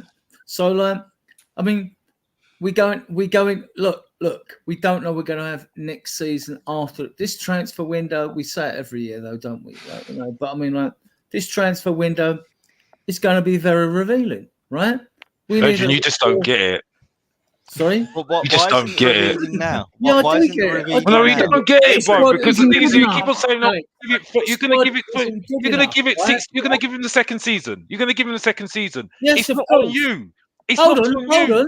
And you were saying, Yeah, but in it's not so on you, many though, bro. podcasts before Alex, he's saying he's prepared. don't He's backtrack prepared to and give him as a and fan. Not the club, you know, Alex. He's don't saying he backtrack wants to on give him another yourself season. because you're the one who's been saying in so many podcasts, we've got to back this manager. We've got to give him time. No, I didn't say that. I said the club have got to back the manager, bro. Coming with bullshit. The mate. club. I know you're full, you're full of it anyway. You're full No. of bullshit. Again, No, you you're don't just full of listen. You didn't crap listen anyway, to me. most of the time. You have You not are. listened. Yeah, Adrian, but calmer. Adrian, again, you obviously did not listen to me. You just full of crap. You just don't. Okay, cool. Okay, cool. No personal. Okay, cool, Adrian. That's cool because that's fuel for me just to come back at you. My point is, yeah, right? Yeah, bro. The point is, yeah, you didn't listen to me. It's the club. Alex, Adrian, I've muted you both. Listen to me. Attack your arguments. Do not attack the person. Adrian, you attacked him. Don't do that, or I've got to remove you. Okay, please. We're having a good show. Let's keep it good. Do not attack each other. The club, the club, right, are the ones that need to back the manager. That's the point. That is the point. If they back the manager, when our fans are saying "and out," right, like Arsenal did with Arteta, which I've said about the 100th time this season now, and still people can't understand me. Yeah, and even someone who has known Ange for 20 years understands me, right? The fact is, yeah, if they do what Arsenal did with Arteta, stuck with their man, right, that shows me this is long term, right? But there is no Alex. Earlier on, I said I think it was just before you came on. I said, why is no other representation from the clubs coming out with a statement and saying this is the man that we are moving forward to? Because that tells you two things. You believe in what you're doing, but you're also at the same time are held accountable in what you set out to do. The same, like as silly as that message that Sava said about what Ange said about success. At least this guy. It's a bit far fetched. Of course it is, but at least he's putting himself out there to saying this is what he's come to Spurs to do. He wants to bring success at Spurs. Now, of course, he's a million miles away from Man City, Liverpool, and whoever else. But he's come out and said, like, Iggy, I wanted to bring success. Iggy, but I get it. It maybe not now. Now wasn't the time for it. Iggy, every other manager's coming answered your own question. Every other manager's coming here to get a paycheck, man.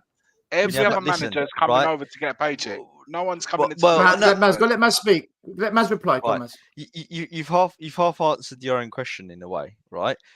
Jose didn't come here not to win anything, right? Conte didn't come here not to win anything.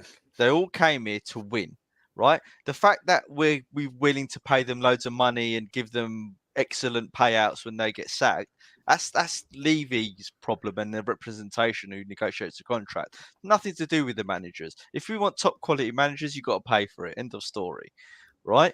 Just because Andrew's come in and said, "Oh, I want to, do this. I'm not interested in finishing fourth." It's the same thing that the last two previous managers have said. So why is he any different? He's not different. He just says things in a more diplomatic way, and in fact, he probably says things that g up the fan base, all right, and has whipped us up into this frenzy, and now it's all come crashing down. Yeah, but Maz, do you believe that he doesn't believe in what he's saying? He's just coming out just to please. I think every manager believes in what they're saying until they get levied. Basically, so guys, right? I just got a couple of super chats we've got to catch up on. I'll be really quick.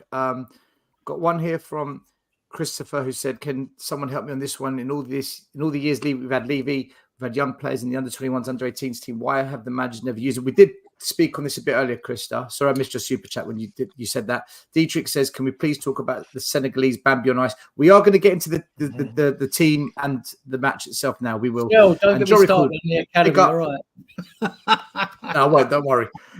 Big up, Jorical. Thanks for tuning in. He says, "Losing to Tottenham Hotspur FC at home is a taboo that you don't cross at Chelsea.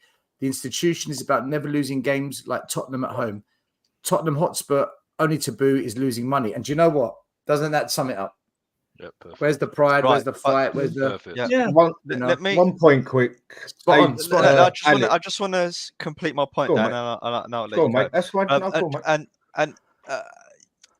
Iggy, you said about why doesn't any other representation come out and say in regards to them backing the manager and the project? Well, they won't ever do that because that will effectively set standards for them to meet, and they'll never commit to them setting standards to meet. Right? God forbid having standards at work. Exactly, God forbid. exactly, right? God forbid. And what the club, what we all want as a fan base is for Levy to come out and say, "Look, here's my 5-year plan, right? And by the end of this 5-year plan, we'll have either won the FA Cup or the league, right? And I'm going to put the money to back whoever I bring in to implement this project." But they've never done that. All we hear is we've got our Tottenham back. We want to play nice football. Imagine at work, standards, targets, success. Imagine these words being mentioned at work. Exactly. God forbid. Right, can I Only throw a at Spurs, curveball? I hear this. Only at Spurs. Guys, Never, I want to throw a big curveball, and it is a big one because we don't have no history to back it. But I do want to throw it out there because we can't write this off. If we write this off, we're being a bit disingenuous. But the chances are it's not going to happen. I remember Arteta's first couple of seasons. Right now, the football was shit. They were getting bashed up by West Brom. The play wasn't progressing like fans would want. Yeah, he won an FA Cup. Hats off to him. But he also made some shitty signings. There was that short lad from Sampdoria that came into midfield, Torreira, Nicolas Pepe. There was some dross that they signed as well, right? It's only last year and this year we look back and say, do you know what? They've done well to keep him and let him build. Is it a case that just maybe Spurs might do the same with Ange? Because this exact same thing I saw at Arsenal, and they all wanted Arteta out. They didn't believe in no process. They came eighth. Still, 3 things happen at Arsenal. I'm just throwing it out there because that could.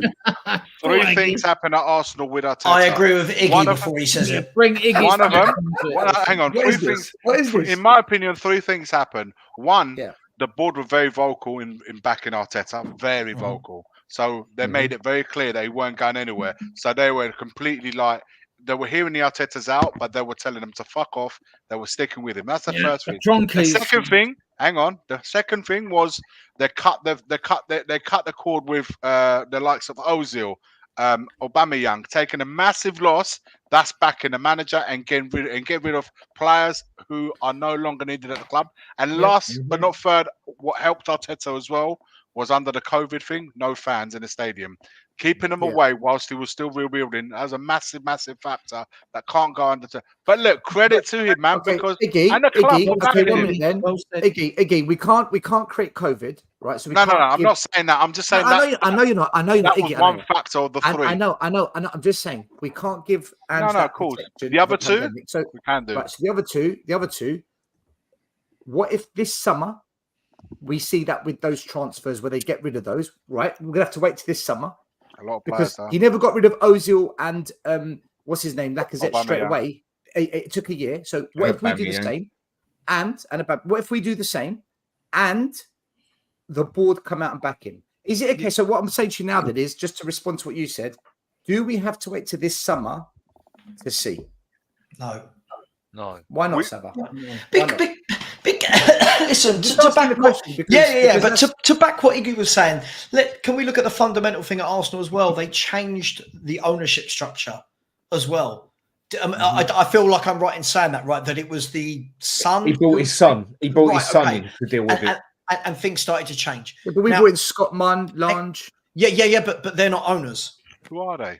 They're not owners, right? They bought in Cronquet or the son or whatever.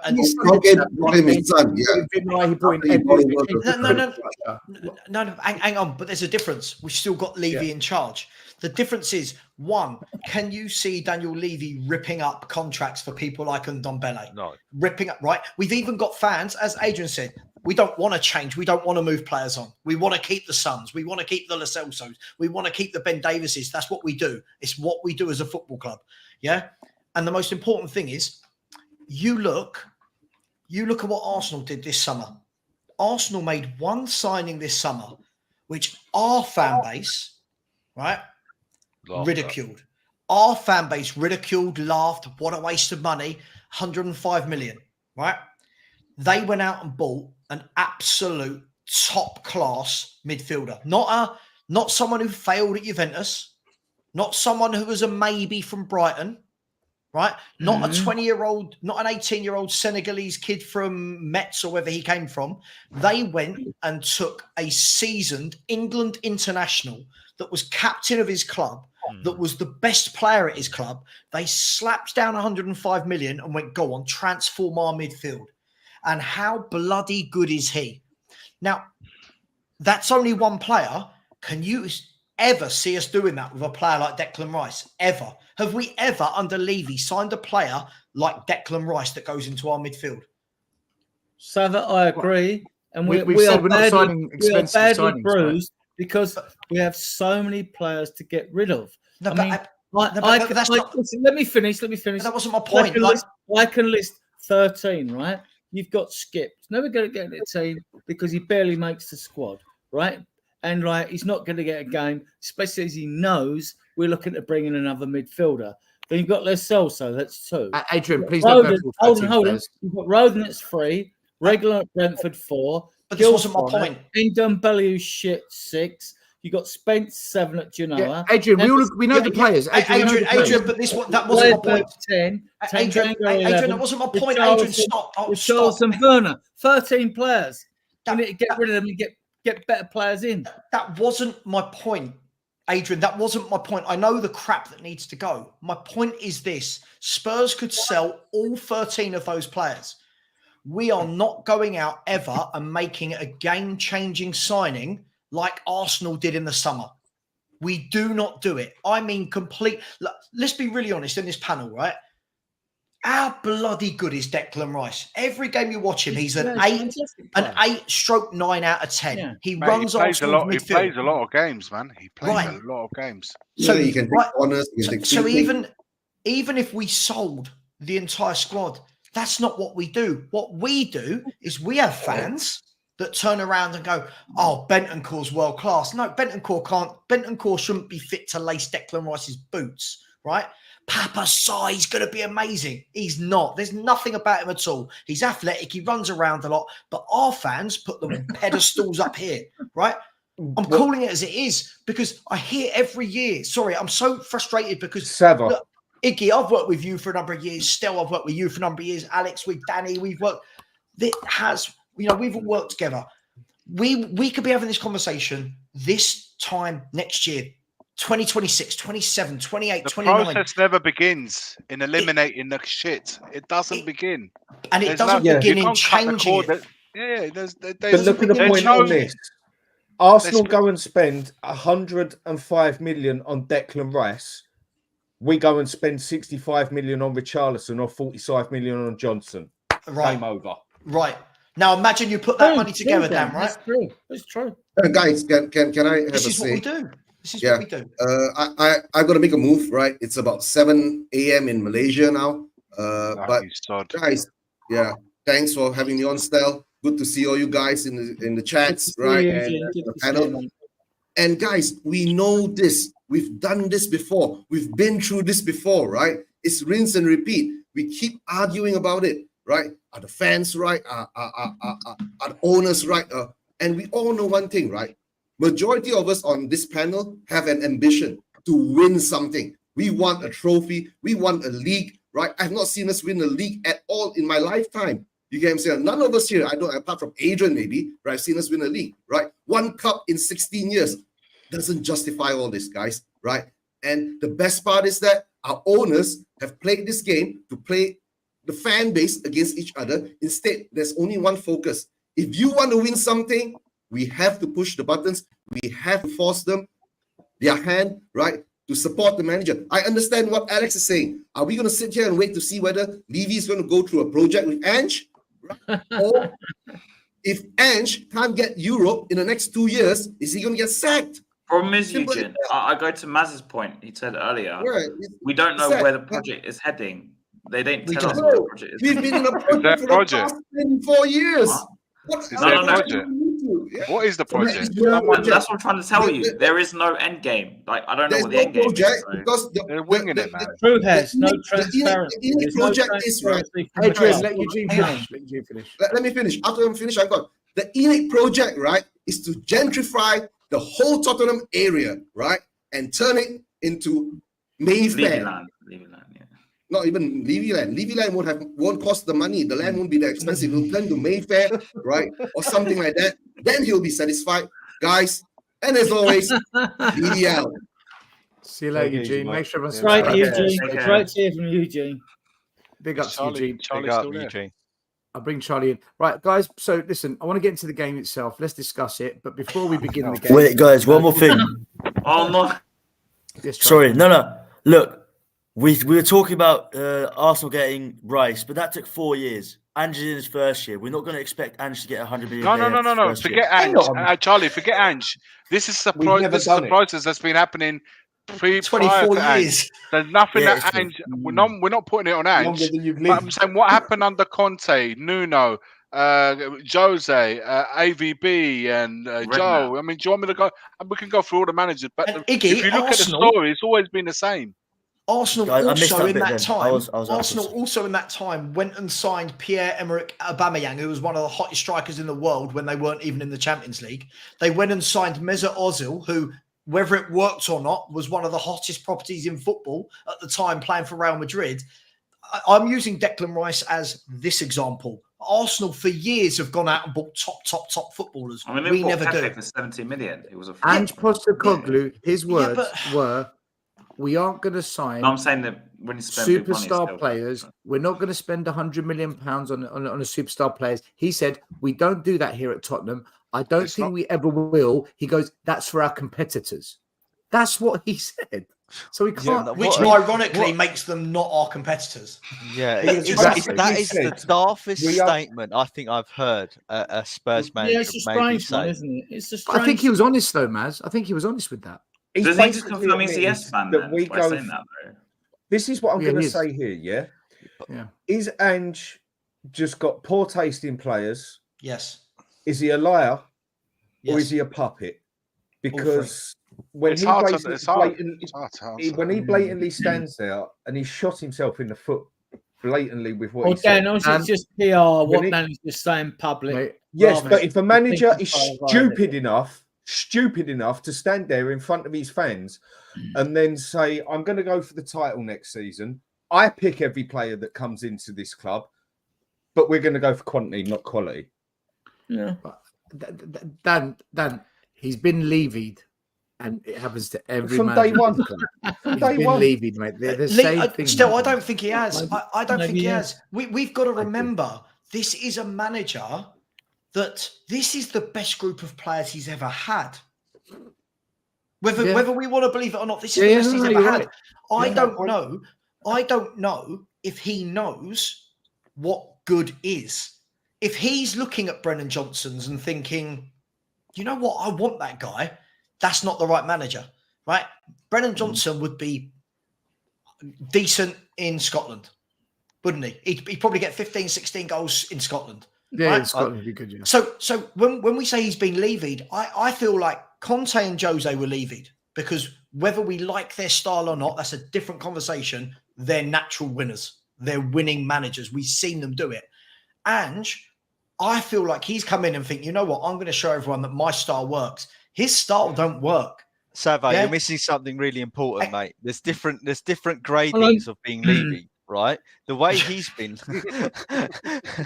the way he's been levied is Levy has effectively said to him, look, mate, we're never going to go and buy these top quality players, so don't even think it. Basically, I don't even think I don't think he'd know what to do with top quality players. No, let's I don't be think he would let's be either. brutally honest. If he had, I don't think he gives a shit. If he had some of these Man City players and tried to play his tactics here, and everyone says, I've seen some outright whoppers in the last few weeks from Spurs fans. Like, I'm not going to say names, but somebody went on and said the only difference between Spurs and Man City is we wear white and they wear blue, right? Yeah. Watch Man City play. Man City don't play anything like Ange's style of football. Yes, they've got better players, but they are all superbly drilled on where to be.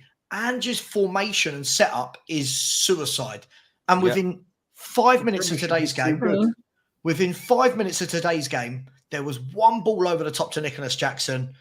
And to be fair, good save by Vicario. But straight away you went, every manager's done their homework. These tactics are diabolical.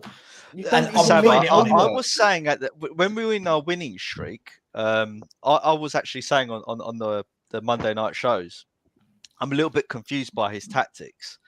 And Stel and everyone was like looking at me thinking, what's he going on about? These tactics are brilliant because we were winning, right? But I think, was it our first game when Emerson Royale scored? Who did we play again? Brentford, right? Brentford. And I said, if he thinks that Emerson Royale is going to invert and be an integral part of this attacking lineup, he's nuts. All right. And I agree.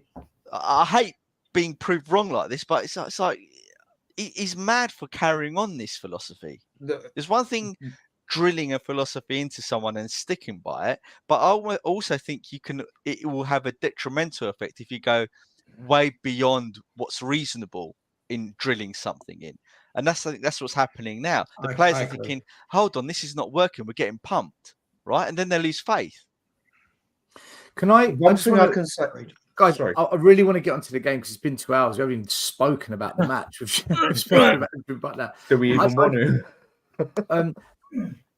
Just very quickly, a couple of super chats came in. Let me do them before I forget again. Olu says, people mock it, but Arteta's phases make sense.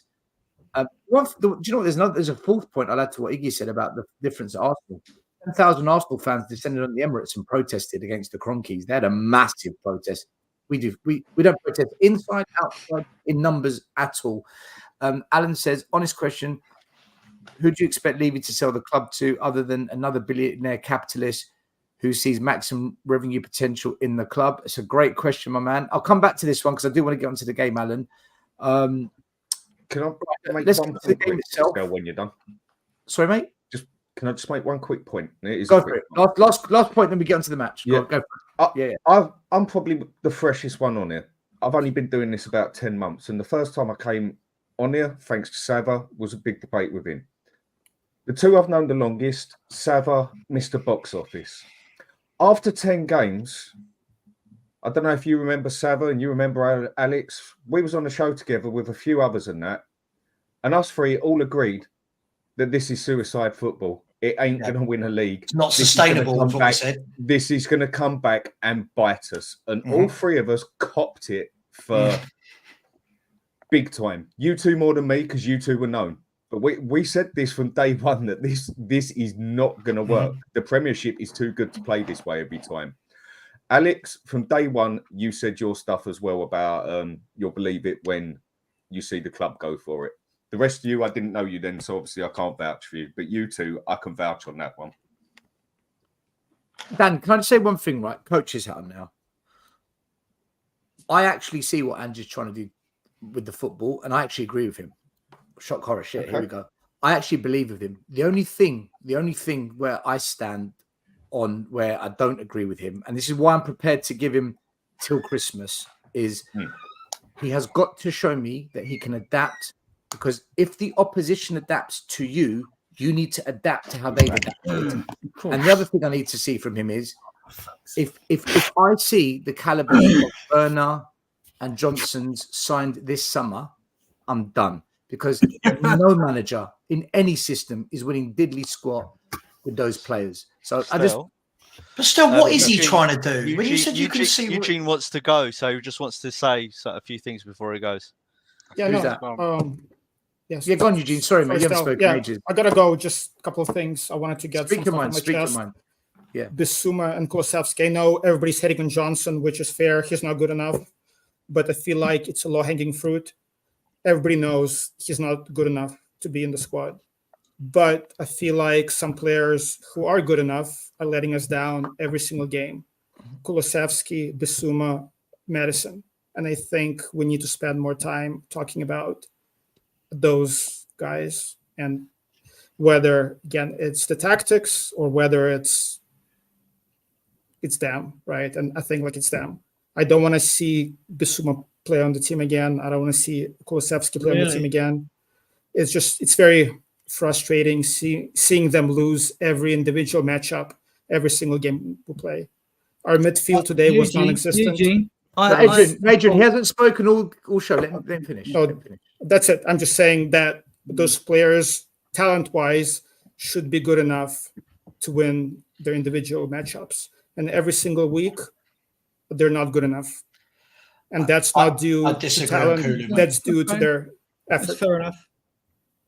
That's fair enough. Eugene. I disagree because, I actually thought in that first half, although we were total crap, I thought VDV and Bissouma was actually showing signs of what he did when we were playing one of them first 10 games at the stadium, when he was making himself available in space, willing to receive the ball and try and do something with it. And I thought he was better than him and VDV, I actually thought they were the only two of our players that looked okay. And actually, when he was taken off, I thought, for fuck's sake, why are you taking Bissouma off? Because I actually thought he wasn't doing. I mean, we were shit, but he wasn't bad. He wasn't as bad as the rest, you know. No, I don't know what you guys thought. What do you guys think about it? I disagree. I thought it was really lazy. Can we get into the players when we it's the first time I agree with Has. Bissouma was lazy, and he didn't give. I disagree. I disagree. Yeah. Listen, guys, I am going to talk about the match. Let's get into the match. Eugene, are you staying or are you going? Thanks, guys. He's off. All right, guys. Big up to Cheers, Eugene. Respect. Had a good one. Bring Iggy back. All right, let's get into the match itself. I think Mario's on for 5 minutes still. Sorry? I think Mario's only jumped on for 5 minutes, I think. So I don't know. I'll leave Are you here for 5 minutes only? Yeah, I have to have my say. Have your say, Mari. Come on, let's have the rant. Let's have the rant. Let's have the rant, mate. Yeah, man. Just dross. I told you guys I've been checked out for the last two after the Newcastle game. Officially checked out. Just checked out. I just watched the game so I can have content, some input. But I'm just checked out. I feel the way I feel how I felt last season at this time, and I'm just checked out. And this is not good on Ange, because here's the reason. We said this in the last show, right? Poch's first year, right? He finishes 5th, but he finishes 5th on a good momentum. We may still somewhat finish 5th on a 6-game losing streak. This is not good, and the football has been atrocious. And I'm checked out. And I'm telling you, I know my club. We're going to sign Aziz, right? And then we're going to sign Lord Kelly. And I Werner just as know well, this club. Murray. Werner's coming as well, then. Yeah. And mind you, 50 mil we has won't do replaces shit. 50 mil. We won't do shit in the Europa League. So it's the same old story. I'm telling you, by December, TJ. Ange will be gone. Big up. Ange will be gone by December. Guarantee he will be gone by December. No. Because it's the same old script. No. It's the same old thing. You know, No. Mari, why are you being negative? Did you see the game today? Did you see the game today? What positive thing can you get? Mari, from today's come back to me when you're upgraded to poison like me. You haven't reached. You're not. I mean, yeah, it's just I don't. I'm like Saba. I laughed today. I think it's funny. It's funny. It's becoming funny. I let off the steam the Newcastle game. I let all of my steam. Now I'm just laughing. My rants are just not. All I can do is just laugh because it's a joke. Brendan Johnson is like he's like not the human being. His play, it's garbage. It's garbage level. When I fell in love with this team, we had, like I said, we had Berbatov. We had Jermaine Defoe, one of my favorite Spurs players of all time. Jermaine Defoe. We had Landon. We had Super Pam. Gareth Bale. Now we got shit players like Timo Werner. Brian Hill today felt like a twig. I'm just laughing. It's trash. That was a desperate substitution, wasn't it, Brian Hill? Do you think our fans need to take accountability as well? Because today, let me tell you something today. I got called by a big account. I won't mention the name. I got called by a big account. Mention the names. Don't. No. I won't. No. Because I'm speaking to him tomorrow to try and sort this out. Do it to me in private, then. Yeah. He said to me privately, that's fine. He said to me publicly as well. He did it. He goes, "You're a nutter. You live to hate Spurs, and you're only happy. You're only happy when we fail." He goes, "Who the hell lives like that?" And I couldn't believe what came out of this man's mouth. Right. And my reply was, "Yeah.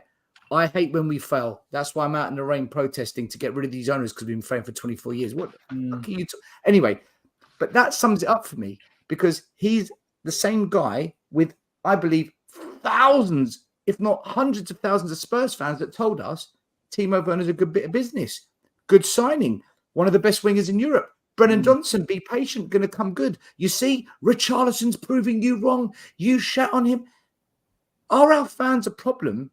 Getting sucked in and believing bullshit. They're hypocrites, Stel. They're hypocrites. Are you watching the shows? They're turning on him right now. They're hypocrites. We're too accepting. That's what we are at Spurs. Look on X. I feel a lot of fans. They say things that you want to hear. Because they're too afraid media to say brainwashing. It's media brainwashing. I feel they're too scared. I feel they're too scared to say what needs to be said in case people don't like them for saying it. But it's the truth. Like, are our fans partly to blame as well, guys, for allowing this? Or is that too harsh? We're too accepting. I've said it to my last question. My last question for the fans who say, "Oh, this is beautiful football." Are you entertained? No. I'm bored. I'm bored. Thank you. Mari, the football, Mari. I'm so bored of hearing the media and fans say, "Yeah, but we play attacking football." I think this is one of the worst attacking teams I've seen. I feel like we've got no build-up play at all. Everything's just reactionary. And to answer Stel's question about are the fans the problem? Look, the worrying thing for me, Stel, is part of the problem. Part of the problem. The worrying thing for me is we're absolutely brainwashed as a fan base. When I had my channel, how many shows did I have to go on and be told that I'm negative for saying Spurs aren't in a title race? How many shows did I have to go on and get told, "Oh, you're not a real Spurs fan because I don't want crap like Timo Werner in my football team. Right? This is the problem. They're blind. Today, right? I'm not on social They're media blind. anymore. Right? They're blinded by their own nonsense, man. I'm not. Sorry. I'm not on any social media anymore, right? But I'm in WhatsApp groups where I see all these things come in from Twitter and Facebook. The comments I see, you would think that Papa Sarr is Patrick Vieira, the way our fans talk about him. You would think that Son is Ronaldinho reincarnated. You would think that Porro is Dani Alves. The way we talk about our players is embarrassing. We keep doing these 1 to 11s, and there's 8 Spurs players in every team. I saw someone the other day said, "What's the Man City Tottenham 1 to 11?" And I said to this person, I'm not going to name names. This is in a WhatsApp group, and I said, not one Spurs player gets in that Man City team. Not one. Oh my God, this one. I went, what are we smoking? What are we doing here? And until me and has no a person like that is deluded. He tried to say to me that Werner's better than Trossard. Until we get out, I was there. Until we get out of this delusion as a fan base, and I'll call it out. I'm going to call it out. This is big channels. I'll call it out. I know you're friends with them. I watched We Are Tottenham TV the other day. I'll call them out. I don't mind. I'm not saying anything bad about them. But rather than be honest, we're sitting there having debates with Arsenal fans about why Timo Werner should get into a combined 11 with Arsenal. Why makes no sense. Why Papa Sarr gets into a Tottenham Arsenal combined 11? Why Romero's better than Saliba and Gabriel? I'm sitting listening to all these people and going, you don't deserve success. And I stand by that. Those fans don't deserve success because they praise mediocrity. Why do you think I went on We Are Tottenham TV? Right, they praise mediocrity. I saw those people going, Lo Celso deserves that 2-year extension. He's had 5 years. What's he done? Yeah, 5 years. What's he done? Yeah. Ben Davies. I went on We Are Tottenham TV, and I famously now said, if we sign Timo Werner, I'm Ange out, right? And he got clipped. Fine, I had my say. At least they let me have my say. If you see the 400 comments of that clip, the hate, the abuse, because I said, if we sign Timo Werner, people really think he's good. A lot of fans think he's really good. What did Simon Jordan say about him today? I messaged you still, didn't I? He called him. What did he call him? Oh, mate, that was funny. I sent you something earlier. Remember, Stell? It was about crap on TalkSport. He called him He called him a speedboat with the brain of an idiot or something. But this is the thing. I've got it here. As a fan base, when we go to sign players like Timo Werner, collectively as a fan base, I saw the Man United fans because they were linked with him. And I'm going in 1 minute still, by the way. So I'll just rant and then I'll drop off. Speedboat with no brain. A speedboat with no brain, right? So I promise I'm going in 1 minute, right? When we're linked with players like Timo Werner, as a collective fan base, if we've got anything about us at all, we should all sit there and go, this is shit, right? Same with Brennan Johnson. This is shit. What we do is the opposite to what the big clubs do. Man United, who are below us, their fan base, when they were linked with Werner 3 days before, if you remember, they were starting a petition, say no to Werner. We had half a fan base going, this is the best we can get. Look how good he is. People bringing up all these different tools to show why his stats are good. I've got a campaign going. Still, until we all get on the same that's page. Because you're cruel, right? Until we all get on the same page still, nothing's going to change. In the I know, summer, I we're going to sign someone basic like a Lloyd Kelly. Yep. Right. And our fan base will go, actually, I think that's a really smart signing because Man City aren't signing Lloyd And Kelly. wants him. I want him. Right. And on that note, that's literally it. I'm going, you know why? I'm bored of being called negative and I'm bored of being proven right year in, year out about this football club. So, Adrian, give your players 2 years contract extensions. Believe in Brennan Johnson. Keep being delusional. Adrian, let me tell you something, right?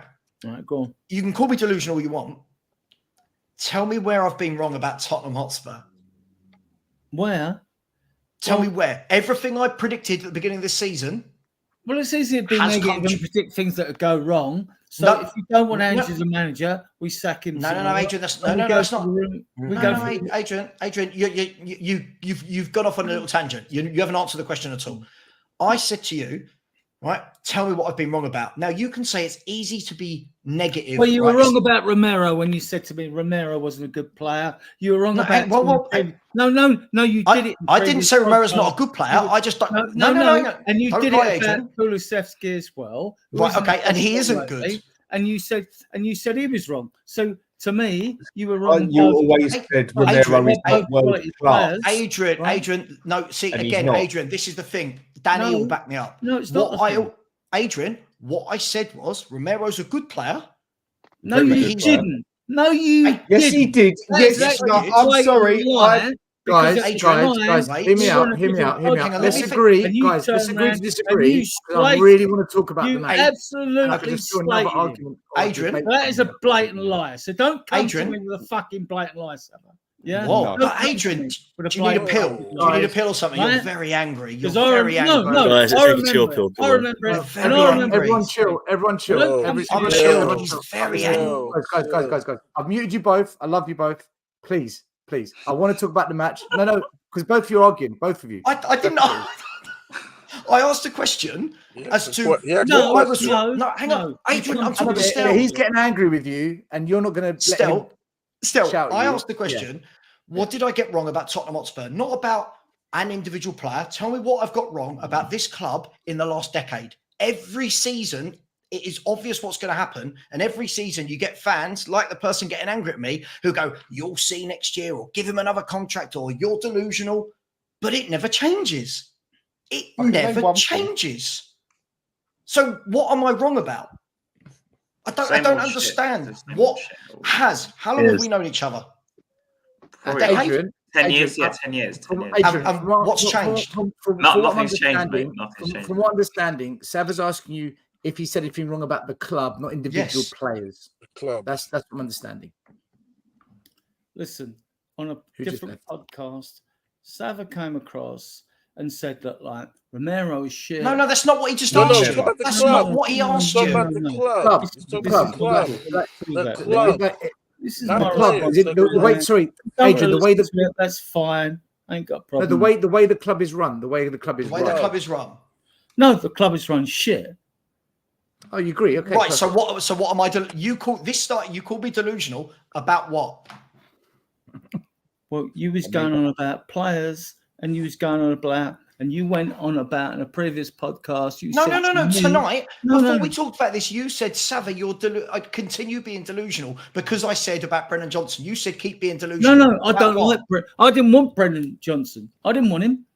I'm on record of not wanting So him. what I don't am I want Turner, delusion- not for so 15 what am I mil, delusional on that about? 4-year contract, Scabber. 165k a week. Which So is what like am I 50 delusional about? mil.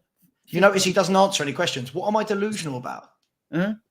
What have I been delusional about? I think there's a mistranslation in this context. Yeah. He's No, talking there's about not. one He's not thing. answering the question. You're What am talking I about another delusional thing. about? Sava, the thing I will back you up on here 110%, and I think everybody on here should know me by now. If I think you're wrong, I will blatantly say it. I will back you on this one all the way, mate. Me and you have debated it a fair few times, and the thing you've always said is Romero is a good, can even be a quality player, but He's he's good. not world class.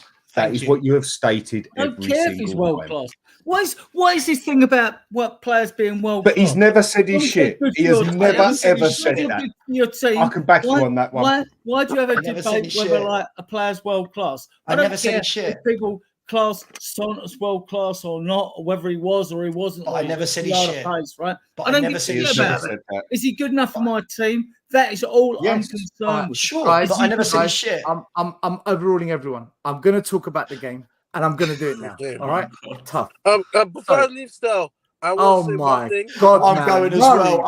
I've got to go. I can't deal with that. I can't deal with that up there. See you later, guys. Sava, Take thanks care. for Big coming up, on. See you Sava. later. In a Let's bit. go. See him. Let me say one last thing, though. I don't know if you guys said this because I By the heard time I talk about the game, it's going to be the Liverpool match. Yeah, I heard the post. I heard the post conference. Just to sum it up, these last 2 weeks, I don't know what's going on with Ange, but he needs to put a muzzle over it because his Bro, comments, 100%. his comments, He's running his mouth. He's running his mouth, isn't it? Yeah, we've been through this already. I mean, people were complaining Well about said, Murray. Conte's. Well said, mate. People were complaining about Conte's press conferences last season, but he was telling the truth and making sense. And he's lying. He's lying. He's like BSing and like saying, Yeah. I hate I that. don't know what's wrong with this dude. Like, I'm like, yo, don't say anything. Don't say anything. Just take the loss. Move on to Liverpool. Murray, he's digging himself his own hole. Is he his own This is one of the reasons why. This is one of the reasons why I can't fully trust him, because he's a liar. He's a liar, and he lies every single week. Oh, that's a bit strong. Listen, look. Let me tell you why he lies in it. Yeah, it's universal, and I will tell you what is our biggest weakness: set pieces. And this guy come out and said set pieces are not our problem. He's a liar, man. Come on, you have to call it how it is. He's saying we're going to title contend next year. He said. Come on. No, he didn't say. He didn't say. He said. Right? He What said managers, apart from Conte, what managers out there are going to come out, throw players under the bus, and not say good things after a game? We're talking about set pieces here, not even about players, do we all hear? I'm not even talking about that, Adrian. How many times do we hear in press conferences? No, Adrian, I'm muted you. Adrian, you're changing the subject. This is specifically about the problem with the way the team plays, right? You are going off on a tangent. It's not about throwing plays under the bus. The manager said it is not our biggest priority. If it was our biggest problem, exactly I what would he said. focus on that. But clearly, if you're conceding, but the problem is if you're conceding every single game from set pieces, here's the stats. 4 of the last 5 Premier League goals Tottenham conceded have all come from set pieces. Spurs have got a real problem with those at the moment. So if our manager's saying that's not the biggest problem, when we can see factually it is, then maybe he's not a liar, but he's blind, maybe. Or he's just not accepting the reality. You know what, yeah? I was going to come on here and say, listen, I don't know if this guy's blind or he needs to wash his eyes out or he needs to smoke some cocaine or something. But bruv, if I can see it, you can see it, my brothers can see it, my little brother can see it, my mum can see it, and she hates football. Bro, there's definitely a problem. Every single week, the same... TJ, what I would ask, I was saying on Monday, there's certain questions that journalists don't ask or don't want to ask or don't dare to ask. If conceding free kicks isn't the amount of free kicks we're conceding or set pieces isn't a priority. He's saying it's not. People are saying that he's saying he's not bothered by it. It's not important. He's not saying that. He's saying that it's not a priority. Then my immediate question is, if that isn't, what is the priority? What is the priority? If something that is conceding the amount of set pieces we are isn't a priority, then that must be something bigger happening in the team right now than that. And what is bigger than that right now? You know what? Yeah, but it's good that you said that. It's great that you said that, because then after that little section, he said there was someone asked a question. Do you see progress? And he said, yes, 110%. I see it in 4K. Where's the progress? Where's regression? I'm sorry. He's a liar. He's lying to all of us. He's an imposter. Not necessarily. We will talk about the match. Let's talk about the match. Leo, when are we going to talk about the match, man? I'll tell you what. All these subjects we're talking about, are covered by the match. Very quickly, Eugene, thank you. He came on earlier. He says, big up everyone on the panel, on the chat. Big up to Eugene. TJ Warren Guna. I've got to read it. I don't want to. Tottenham away and Chel hitting different tonight. Big up to TJ, man. By the way, subscribe to TJ Warren. I like TJ. He's one of our own, but he's not. It's not me, man. I'm the original, yeah. Yeah. We like TJ. We like TJ as well down there. We like TJ Warren as well, man. He respects the box off. From his point of view. Big up to. All right, so we're going to talk about the game now, everyone. By the way, there's 800 people watching. Can you please do me a favor? Take 10 seconds and just hit the like on Yeah, your come on, phone, guys. If on you your love computer. Spurs and hate Make fucking sure you Arsenal, all subscribe. it's Adrian, shut up smash for the 1 like second. button. For 1 second, shut up. Sorry, I know you meant well. I know you meant well. But because otherwise you're breaking my flow. I just want everyone to also subscribe to Mr. Box Office TV, to Dan E. the Hotspur Hood, Spursy Talks, to Has Spur, to Spurs Kings. They're on Spurs Kings channel. Charlie, Spurs N17. Show your love to everyone. Right. So before the match, before you finish, just like to say, guys, don't forget to unscribe to Alex. Yeah, okay. Thank you. It's nice and it's beautiful. I'll subscribe to that. Make sure you subscribe to Box Office. All right, so let's kick off. Let's put a bit of a happy vibe.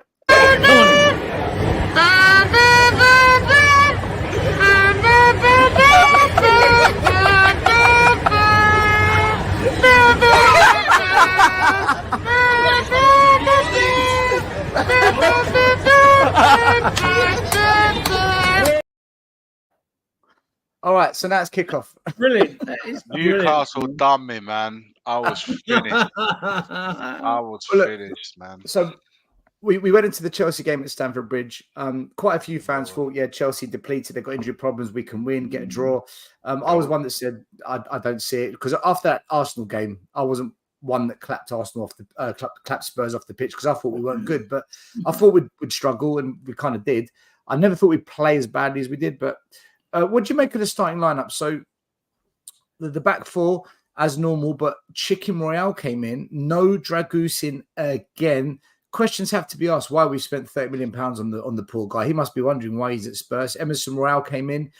Midfield, a complete change. Madison dropped, Bentancur dropped, in came Basuma, in came Sar, Kulusevski in the 10. Then the front three changed. Son went to his left-sided position, which a lot of fans called for. Richarlison in the 9, which a lot of fans called for. Johnson on the other side. Chelsea, they got a young player, wing-back in the right-back position. Gilchrist, he came in. Badiashile had to come in. Chabla moving into the centre-back. A midfield of Caicedo, Gallagher and Palmer. So Gallagher and Palmer, pretty young players. Madueke, ex-Spurs, play out wide. And one of the worst strikers in the Premier League, Jackson, up top. But he kind of did drift out quite wide. When you saw the two team lineups, guys, two questions. One, were you happy with the Spurs team lineup? Would you have done anything different? And two, when looking at that Chelsea lineup, do you think, yeah, we got this lot? We got it. Iggy, I'll go around. Iggy, what was your first thoughts when you saw that? Listen, the first thing I thought is that he clearly isn't happy with the midfield, because he completely changed it.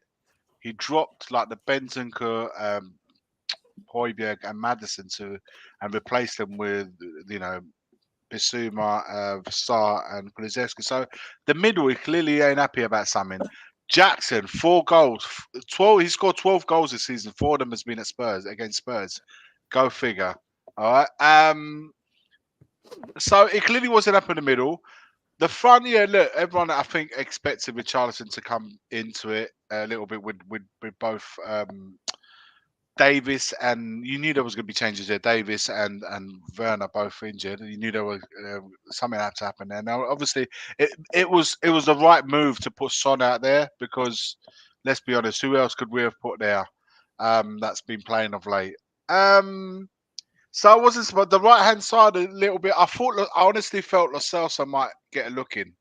I did think that maybe Lo Celso would have had a part to play in tonight's game, but for the rest of it, yeah, it's pretty much what I thought. I thought Emerson would come in. Although people have been saying, well, why is Van de Ven not going onto left back and bring Dragusin in? That's the other argument, I think, for a case of Dragusin. The reason why that is because in terms of the high line and recoveries, no one recovers speed with BDV there. There was nobody that's got the pace or that he has in recovery. Whoever gets away with him, he catches up with him. So that's why Van de Ven won't get played on the left and high up the field where our left backs would normally be.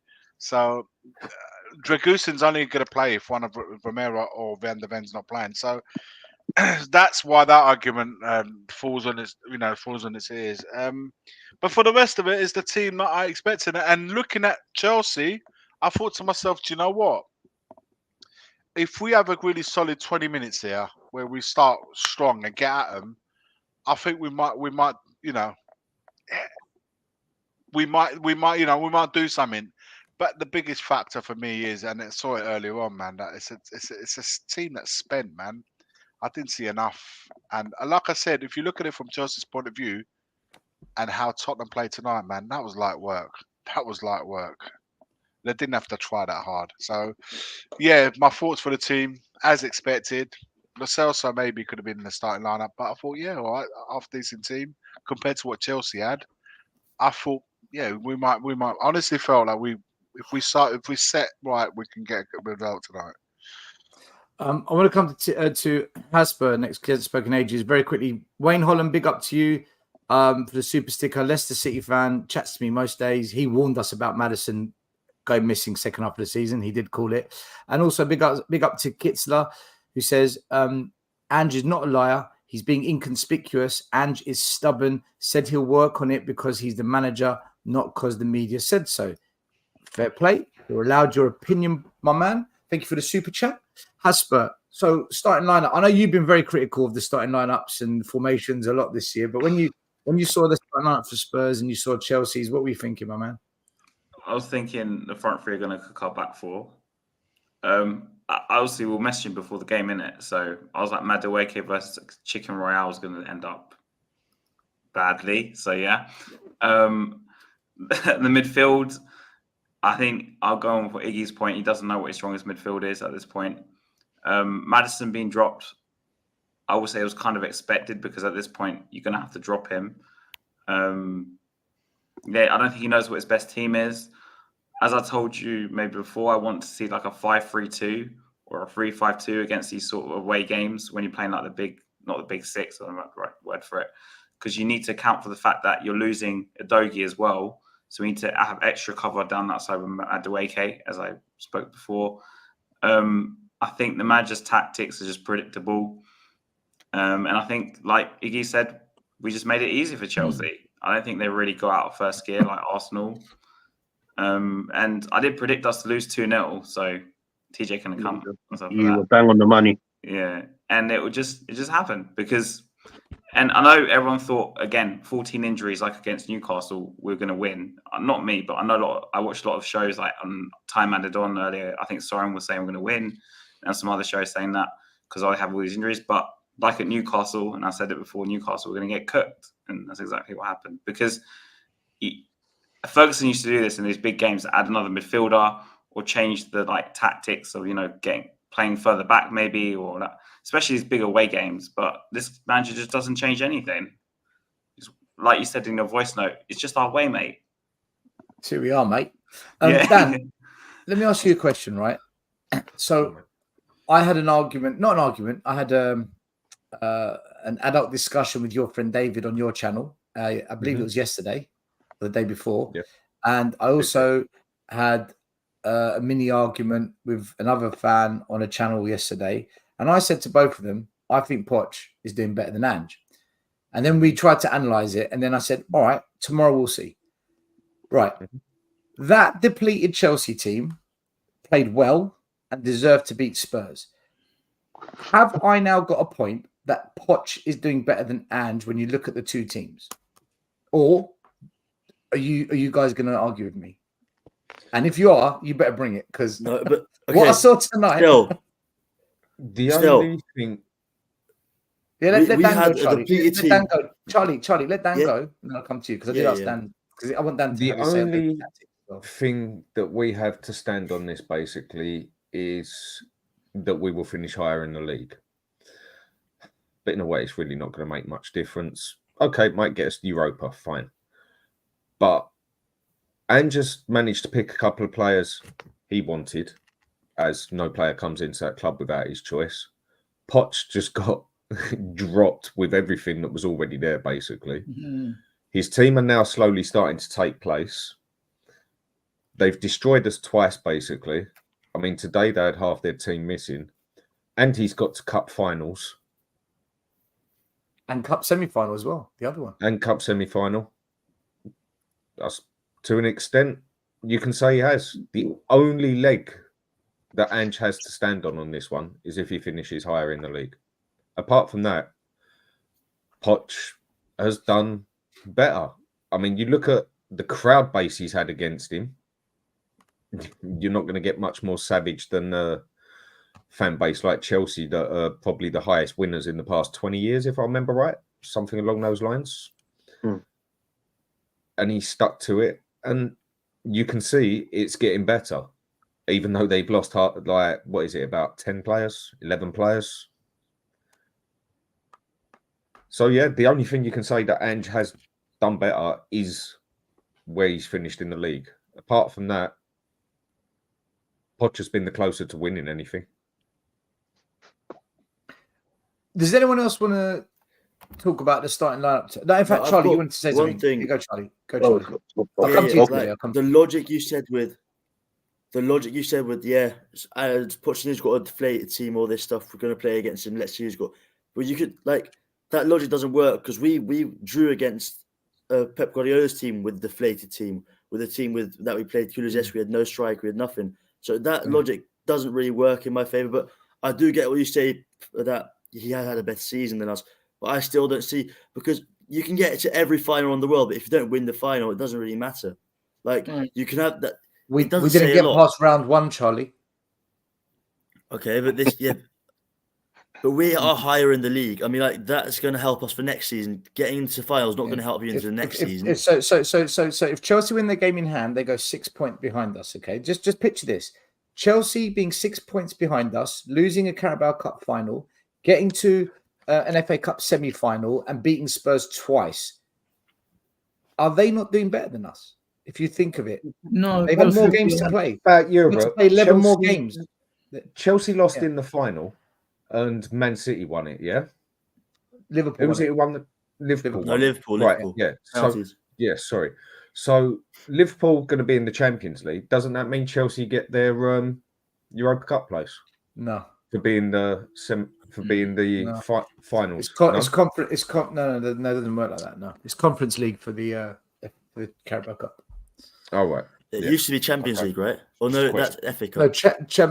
No, no, you get Europa Cup if you're in the FA Cup. Yeah. Yeah. Oh, okay. No, but I still say, all right, you can get as high as you want in any tournament, but if you don't win it, what does it really matter at the end? Like, it won't help you for next season. It won't help you for that season. It's fun. You can get to we could get to every final in the world, but if you don't win anything, well, who said it's a better season than the other season? I mean, like, So Charlie, no, hold that thought. Right, remember you said. So the season we lost 13 away games and lost the Champions League final, and everyone said it was a brilliant season by Poch. But we didn't win the final though, Charlie. So it wasn't good, was it? It wasn't a great season. The only thing that we did have on us.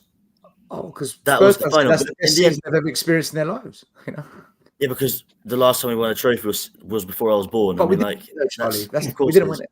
But we didn't win it. I know we didn't win it, but we got far, and that doesn't mean we got a good season. But it was fun, Charlie. But Poch got far this year in the cups. We got taken out in the first round. I feel like Spurs fans are cherry picking. When it suits us, getting to a final and losing is not bad. But if a rival does it, but you didn't win it though, so it's what's the point? I just feel like we're not being balanced. Does anyone think Ange has had a better season than Poch? Honestly, if so, tell me why.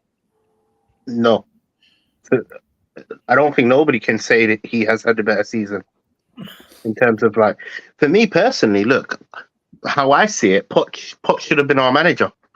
I wanted Poch.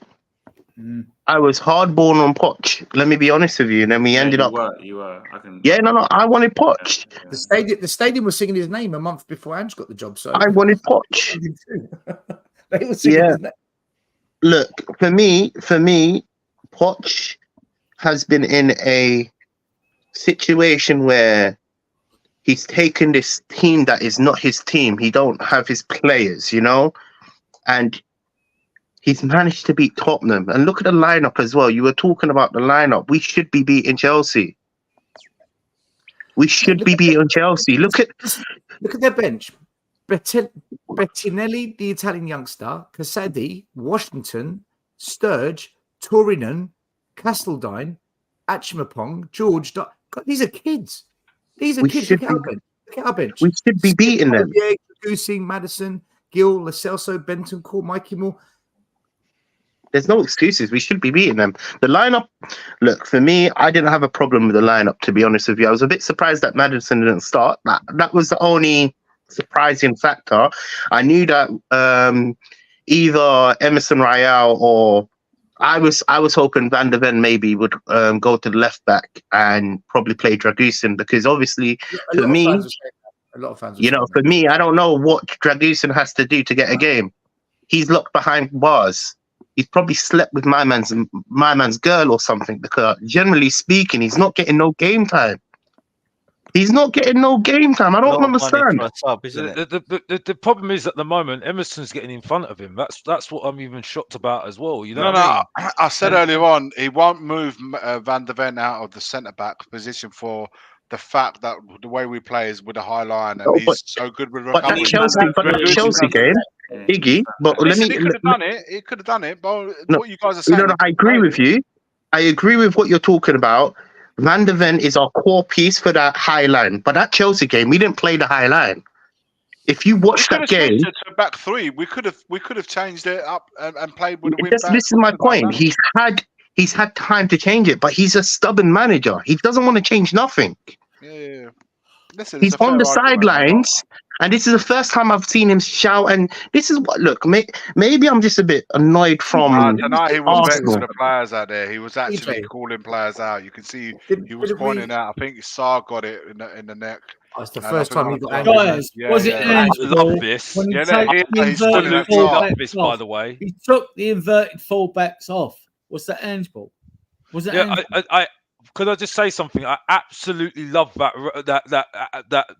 when he unleashed like that, because that just shows you that this, you know, it's getting to him now. It's getting to him now.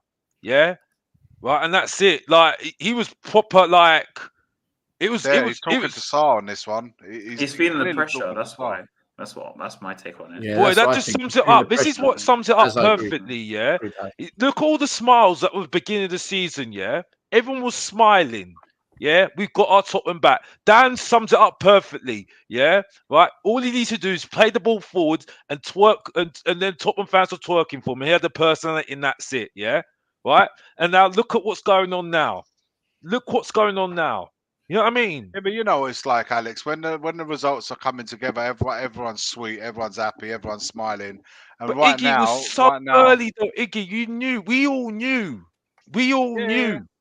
You know what I mean? And this is the thing. It's just like this is why I just stick to what I'm saying at the moment. You see what I'm saying? You know, it's the whole thing with Goosing, right? We were twerking for this guy when he came in. We were like saying, we beaten Barcelona to him. We beaten Bayern Munich to him. We're going places. We're going places. It sounds like someone I know. This is what we're saying.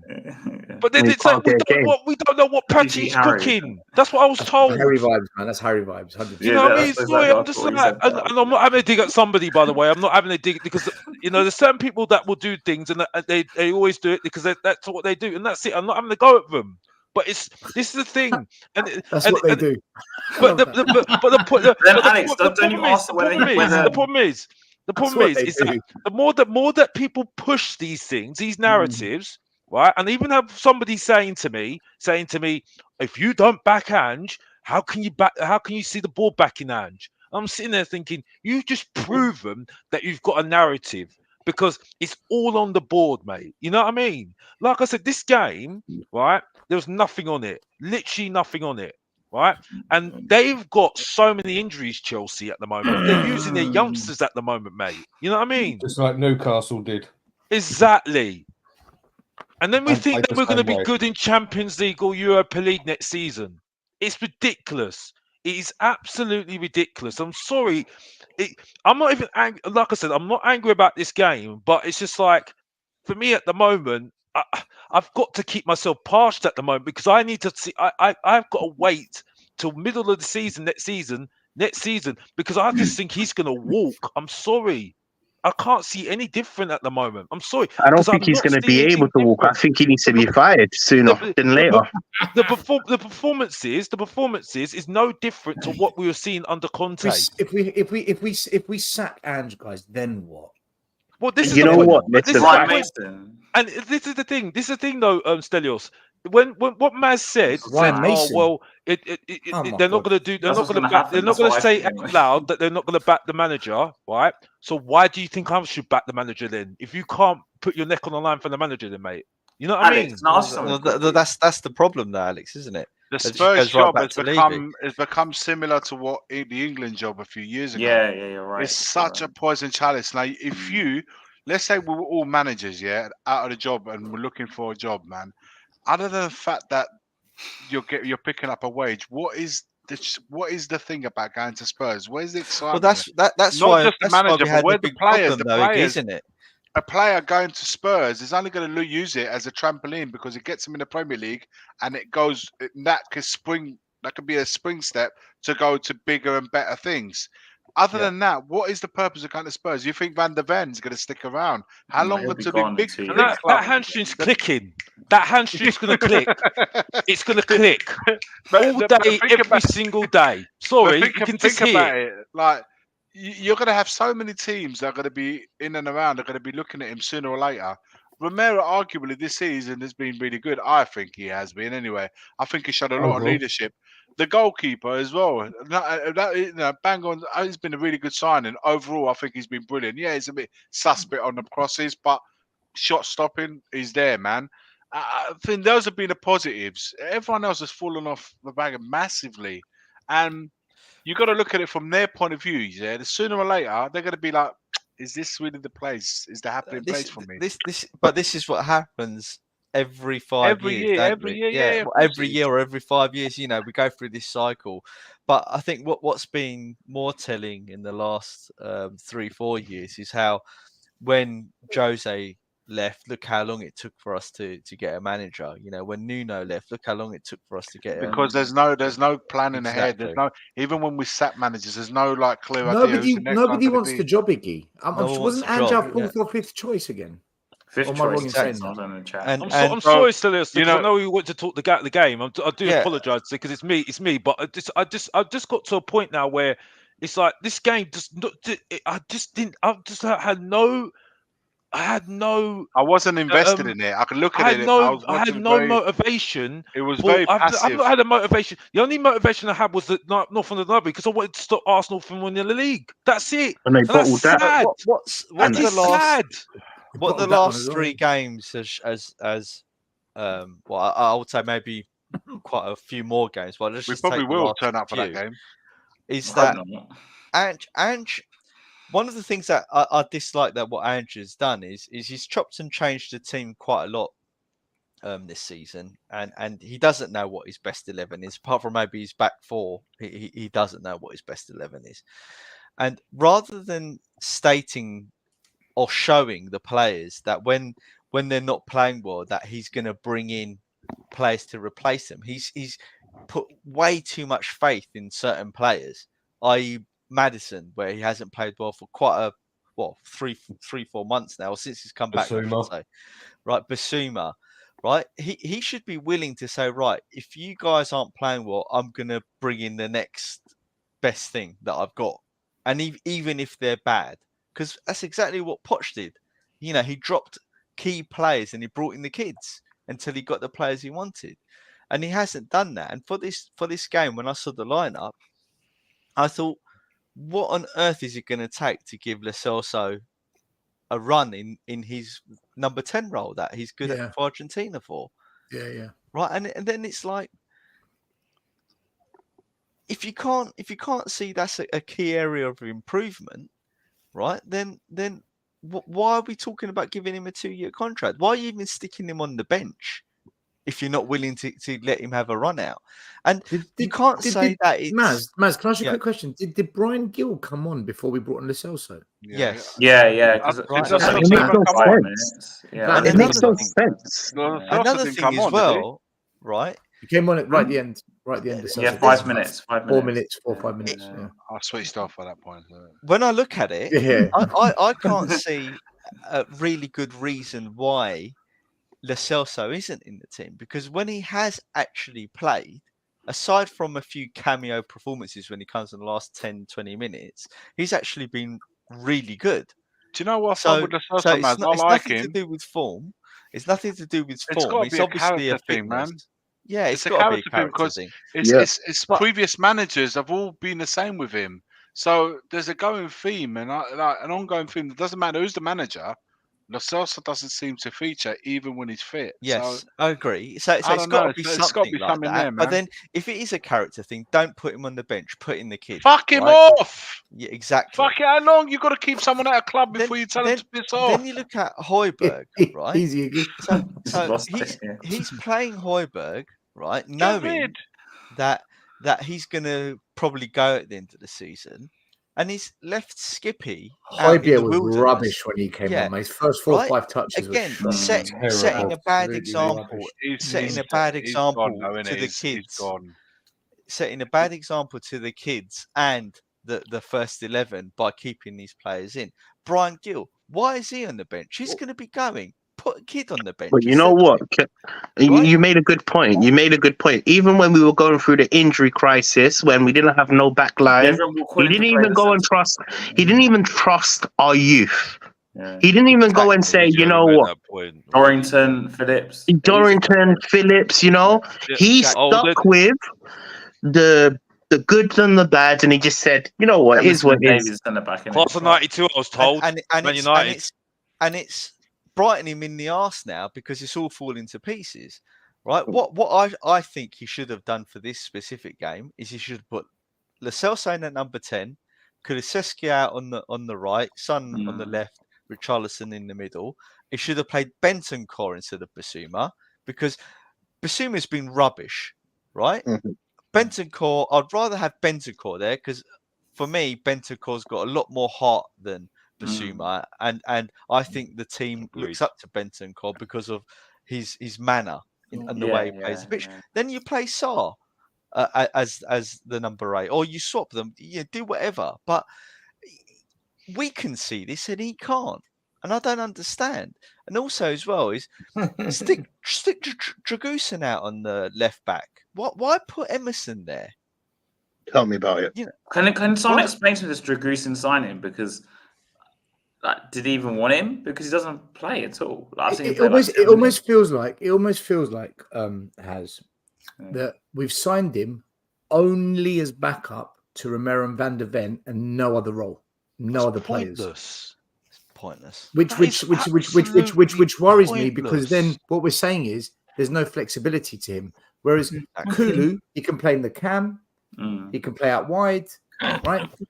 Whereas with Dragusin, it's like, right, you're centre back and nothing else ever, which is worrying because now we're trusting players that we know aren't very good, like Emerson Royale, like Ben Davies. How can Ben Davies and Chicken Royale be ahead of a £30 million centre back that we specifically targeted? Exactly. It's illogical. It's completely. It's so illogical, and I think that's why part of me thinks maybe that's why the team are checked out because they've got to be sitting there and thinking, what the hell is going on? Maz, I said this the other day. When you play football, you know when you're playing with good players, you know when you're playing with shit players. And you know when you've got to cover somebody, you know when you can trust passing a ball to somebody. I see it when I manage as well. I can see when players don't want to play with other players by the decisions they make on the pitch. And I would not be surprised if some players are saying, do you know what? I don't want to play with this guy next to me. I know what's going to happen. And you probably make a very valid point. Like Romero last season, basically, when you knew he had next to him and you could see it blatantly had enough. Why have I got to put in 200% when it doesn't matter if I put in 500%, we're still going to get screwed. Spot on. It's exactly the same as that. 100%. I think Romero's playing for himself at the moment. To be honest with you, I said it on my channel yesterday. I did a live yesterday. Yeah, I watched. And I said the devil's advocate because that's a popular word now these days. He's actually a better striker than some of the strikers we've got at the moment. Let's be honest here. Even Van der Ven at the moment, he's finding goal scoring boots, and these are defenders better than our strikers at the moment. Makes sense of that. But I even said this as well, devil's advocate, that I think he's playing for himself at the moment. I actually think he's just playing for himself. So I think he's thinking, sod these players. Sorry, bye-bye. You know what I mean? Yeah. But by the way, Charlie, Charlie, please don't just take it like this. We're just old. We've used, I know you've got your thoughts, mate, and stick to that, bro. It's fine. You know what I mean? Don't just ignore us. We're just having our views. You know what I mean? Just stick to your opinion. Yeah, just keep it going. Yeah, don't worry about us. You know what I mean? We just did the turn to tell it, and that's it. When Charlie first came on our show, right? I said to him, "Charlie, make me a promise." He goes, "What's that? Don't ever become like us." Yeah, exactly. Don't I because told him on day just one. looking at young Charlie, and I'm just sitting there thinking, "Oh boy, it's a poor little mate." He's thinking, Charlie loves he's it. thinking, Charlie loves it. yeah. So Charlie just keep it to your opinion, babe, and just keep it going, bro. Don't worry about it. But my point is, Adrian, how's your Romero. sandwich, by the way? What are you eating now? Romero looks like he's playing for himself because he's just thinking, you know what, whether these players look bad, if I play really well, look good, Real Madrid are going to be knocking at my door. You know what I mean? And all these top teams, you know what I mean? And also say bye bye to these league players. And He's a World Cup winner, for God's sake. Exactly. You know what I mean? So I think he's playing for himself. That's what I think. Devil's advocate. Back to you, still. I wouldn't be surprised. Some people have said that Dragusin's the replacement for Romero, so I don't know. Jerome, thank you for the super chat. He says it makes sense that Bryan Hill came on because Johnson was being useless as a winger. Højbjerg has been costing us for so many games now. No wonder Ange was angry. Those players again drop their heads when things go wrong. I think the worrying thing is with this comment, Jerome, is that, and Iggy said it backstage before we went live tonight. The players, where's their fight? Why didn't they put up any fight? And under every manager, our players seem to drop their head, no matter who the manager is. Iggy, do you want to touch on that because you were speaking about that backstage? I was saying, like, regardless of maybe the disagreements of opinions that you may have with a manager, that happens in any line of work. At the end of the day, man, once you cross the white line, the basics of any footballer is to bring the fight. I mean, these all the things that come within any of us, you know, whether you're playing football or not, man, the fight has to be first of all within you. You're on a one-on-one situation with your direct opponent, and the idea is for 90 minutes is have the better on him. So you've got your challenge versus so you got a team challenge and you got one-on-ones. You got to try and beat that one-on-one, and that comes in fight, play with intensity, desire, work ethic. I didn't see any of that tonight, right from the off. I did not see absolutely any of that, and I haven't seen it against Newcastle. I saw a little bit of it against Arsenal, a little bit, but then that quickly phased out. And then tonight, I'll put it on par as in terms of all these things that you need to bring into a fight and into a match. I put it on par to Newcastle. I saw exactly the same heart and desire against that. And that's surprising because it's a London club. I know we don't get a lot of results at Stamford Bridge, but to not even bring nothing to the table. And that's what Alex was on about. The fact that he's watched that game because he didn't see that. He didn't feel emotionally invested in that game, and that I felt that's probably a lot of us. You're looking at a match, and you kind of know the outcome. You must like know the outcome of this film because I've seen it many a times before. So, without that desire and that fight to how the hell we're going to win any other games, and which brings me to the next question, probably with you guys here in the chat and obviously in the panel. If he still doesn't know the fact that he's clearly not happy with the midfield is probably the biggest part that he's not happy with. We can say add the forwards, but at least with the forwards he changed it up a little bit tonight. But in terms of the midfield, where he's changed all three of them, now he's changed 3 against Arsenal. He changed them tonight. Which 3 are you going to present? If you're looking at the Arsenal game in midfield, looking at tonight's midfield, which 3 are you going to present yourself at Anfield on Sunday? Does it matter, Ricky? Can I be honest with you? If it doesn't matter, those 6 points he was talking about Chelsea being behind. Can I be totally honest with you? If they win that game, Can I be totally honest? and we lose that, that's that. Can I be totally honest? I would suggest he play part of the bus. I don't want to see another goal in the back of our net. TJ, that's not happening. We all know. I'm sick and tired of the same goals going in the back of our net. We got rid of Conte because he parked the bus. Now we're saying park the bus. Listen to us. Conte never parked the bus. Conte knew very quickly. He figured out very quickly where we was weak and where our strengths lied, and he played to it. he knew we couldn't play to a back four should have because the backed defenders him. weren't good enough. Conte didn't have a We played with a choice. three. But He had Dyer, Longley, Longley, and who was the third one? I keep forgetting. Sanchez. Come on, man. And Davies. Davies. And he had Davis, And Emerson. Davis, and Emerson playing wing backs. Now we've got the wing backs. We're playing with full backs. Can I just? We're not lacking. Your We're lacking. Always To lacking. answer your question, and I know we've covered this before, but for the benefit of the people that haven't heard this before, it's effectively the corridors of Tottenham and what Levy's done to the club as to why the players always go through this cycle. If the management layer at Spurs had that winning mentality, right, that demanded success and a high level from each of the players. Starts from the top though, Maz. Exactly. That will penetrate exactly. That will penetrate every fibre, every department of the club, right? And the whole club is then geared to winning. But everyone in the club knows that Spurs aren't geared to win, or we don't want to win. And then everyone then doesn't give their 100% towards that goal. Because it's like a cruise liner that's just like floating on the water with no destination, right? And until that gets fixed, I don't think this problem of the players not having the heart and the drive will ever go away. Do you know what though? When we say like these things and we say get rid of the manager, like it's like we're so short-sighted. We don't look beyond the tip of our nose, man. We don't look beyond what the issues are. If you're having the same issues year after year, and you get rid of that manager, and you bring in another manager, then you get rid of the players, and you bring in other players, and it's always that same cycle, and nobody ever unanimously says, you know what?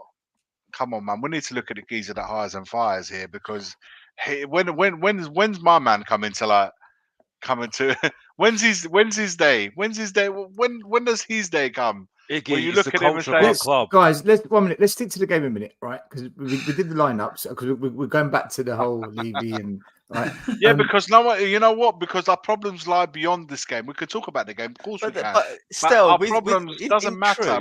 But I want to look. I do want to get everyone's opinions on individual moments, right? So the warning sign was after 5 minutes where Mudryk put a really good ball down the wing. Jackson, we got caught with the high line. He made a good run, 1-on-1 with the keeper. He nutmegs Vicario, who just about got something on it. And then Van der Ven slides, kicks it off the line. They hug each other because they saved each other. That the warning sign was there that Chelsea can get into us. But then 5 minutes later, Spurs wanted a penalty. It looked like Chicken Royale had been bundled over by Madueke, but the referee said no penalty. Just on this one again, because we had a situation against Arsenal where we said we should have been given a couple of penalties. Do you think this was a penalty? Or do you think Emerson just made a meal? I think it was very soft. Soft, but they're being given. I know it's soft. Being given. Was it should it have been a penalty? No. Because look, he did put his hand across him as he went down. Yeah, but I think Emerson dived like he'd been shot. That's the problem. Yeah, but then that was the problem Emerson oversold he had it. in the last game. He got his ankle clipped very slightly, but he didn't go down straight away, so he didn't get looked at. If Romero had done that, would he have been punished for it? Yeah, most probably. Do you see what I mean? So, this is what I'm asking. Was it a penalty? But if Romero does that, you know that's going to VAR because it's Romero. Do you see what I mean? Like, why should that matter who it is? You do have a fair point, to be honest with you. Look, I think it was soft ultimately. Ultimately, I think it was soft, and I don't even think it's a moment where we should really think about, because if we're playing our best games, these little moments shouldn't count. Let's be honest with you. I agree. But TJ, that one that, we always cuss players that dive and roll about, and that gets it really does vex me. But then you have a situation like Sunday where Kulusevski is trying to stay on his feet. Even if he'd been tripped, he's trying to stay on his feet to play the pass. They didn't call that back. If anything, we lose the ball, they go the other end and score the second goal with Saka. That's 2-0, where it could have potentially been 1-1. All I'm saying, sometimes... Most people are saying in the chat, no penalty. That's most people's opinion. All I'm saying is, whilst we may have gone on to lose the game anyway, I'm not saying that, but... And, the fortune rewards the brave and all of that. I get that. but it's sometimes, even when you're not playing or you might not be superior to your opponents, sometimes little decisions like that can change not just the course of the match, but the tendency of your momentum might pick up on the basis of one little decision. And all it is at the sorry to moment. interrupt you, Dan. Have you got to go, mate? Should we wish you good night? Yeah, mate, I've got to go. Things kicking in. Right, cheers No for worries, having us man. on. See you Good later, seeing Dan. you all. Night, Dan. Have a good one. Take We care of will yourself. finish this match talk. We will finish it. See you later, Dan. See you later. Take care. I'll be around 5 a.m. But everyone. Yeah, Iggy, go on. Finish your point. Sorry, man. No. All I'm saying is sometimes, even when you're not playing well and you're thinking like you get a decision, gets you back into the game. Before you know it, you might actually go on to win the game, and all of a sudden you break the rut. You get 3 points, and it might give you some sort of spring to go on to the next game. You might go to Anfield with a different mentality, but I know we don't deserve it. We don't deserve it, and then we've had decisions, and during the season as well. But we've seen penalties like that given, and I agree, guys. It is soft, but I've seen worse penalties being given this season, and sometimes, and I'll go back to saying it, it does depend the player that does it. Because I say it to you now, Romero does that. That I'll guarantee you that'll be a penalty. That's just my take on it, man. It wasn't given, and then another warning sign. We've been having trouble with set pieces all season. The cross came in from a corner. Vicario and Richarlison clashing into each other, and Vicario bundling his punch out. Lack of communication between the two. Not the first time we've seen a bit of confusion. But then this happened. Another set piece goal. Unbelievable. VAR were checking it for a possible offside. It wasn't offside. They also looked at a potential foul. Now, I thought it might have been a foul. I thought Cucurella did kind of block him. I thought it was a foul. But we'll That's get a onto foul, the man. We'll get onto the foul in a minute. But it was onside. But my question, and the one that I know everyone's asking, why are the two biggest, tallest players in the Chelsea squad free at the back post? It's because, once again, zonal marking. We've let the biggest two players on the pitch. Guys, this is where fans are getting angry with Ange. How can he say it's not a problem? These are why we're conceding goals. It's pathetic. Look at where Richarlison's standing. Like, mate, I don't even know why they're free, man. They need to shift that line across. Yeah, it's 3 players. There's 3 players. We've got 7 players in our own box against 5 of them. And they've got do you know what? I see Porro there, yeah, at the top. Porro and Sarr next to each other. What are they doing there? And then you got these 3 guys in the middle, which I kind of get. And then no one's looked left. Van der Ven's marking nobody. Van der Ven's marking no one. He's marking a zone. Van der Ven's Emerson's not marking anyone either. So, but the problem is nobody's looked at the back to say, "Yo, what's going?" They're saying the danger's always at the back. No one's gone like that. Zonal marking, no, they don't have to, because the tactic is mark your zone. It comes down to Ange not working on set pieces. And a few weeks ago, Dyer came out with they didn't do no set piece training and all of this. That's what you're getting, because they don't know what to do. Generally, they don't know what to do. The in-game management at Celtic. I'll be looking at my manager and I'll be looking at saying, "What the fuck do we do if they're saying zonal?" I'll be looking at him saying, "What about these 3? You want me to leave them there?"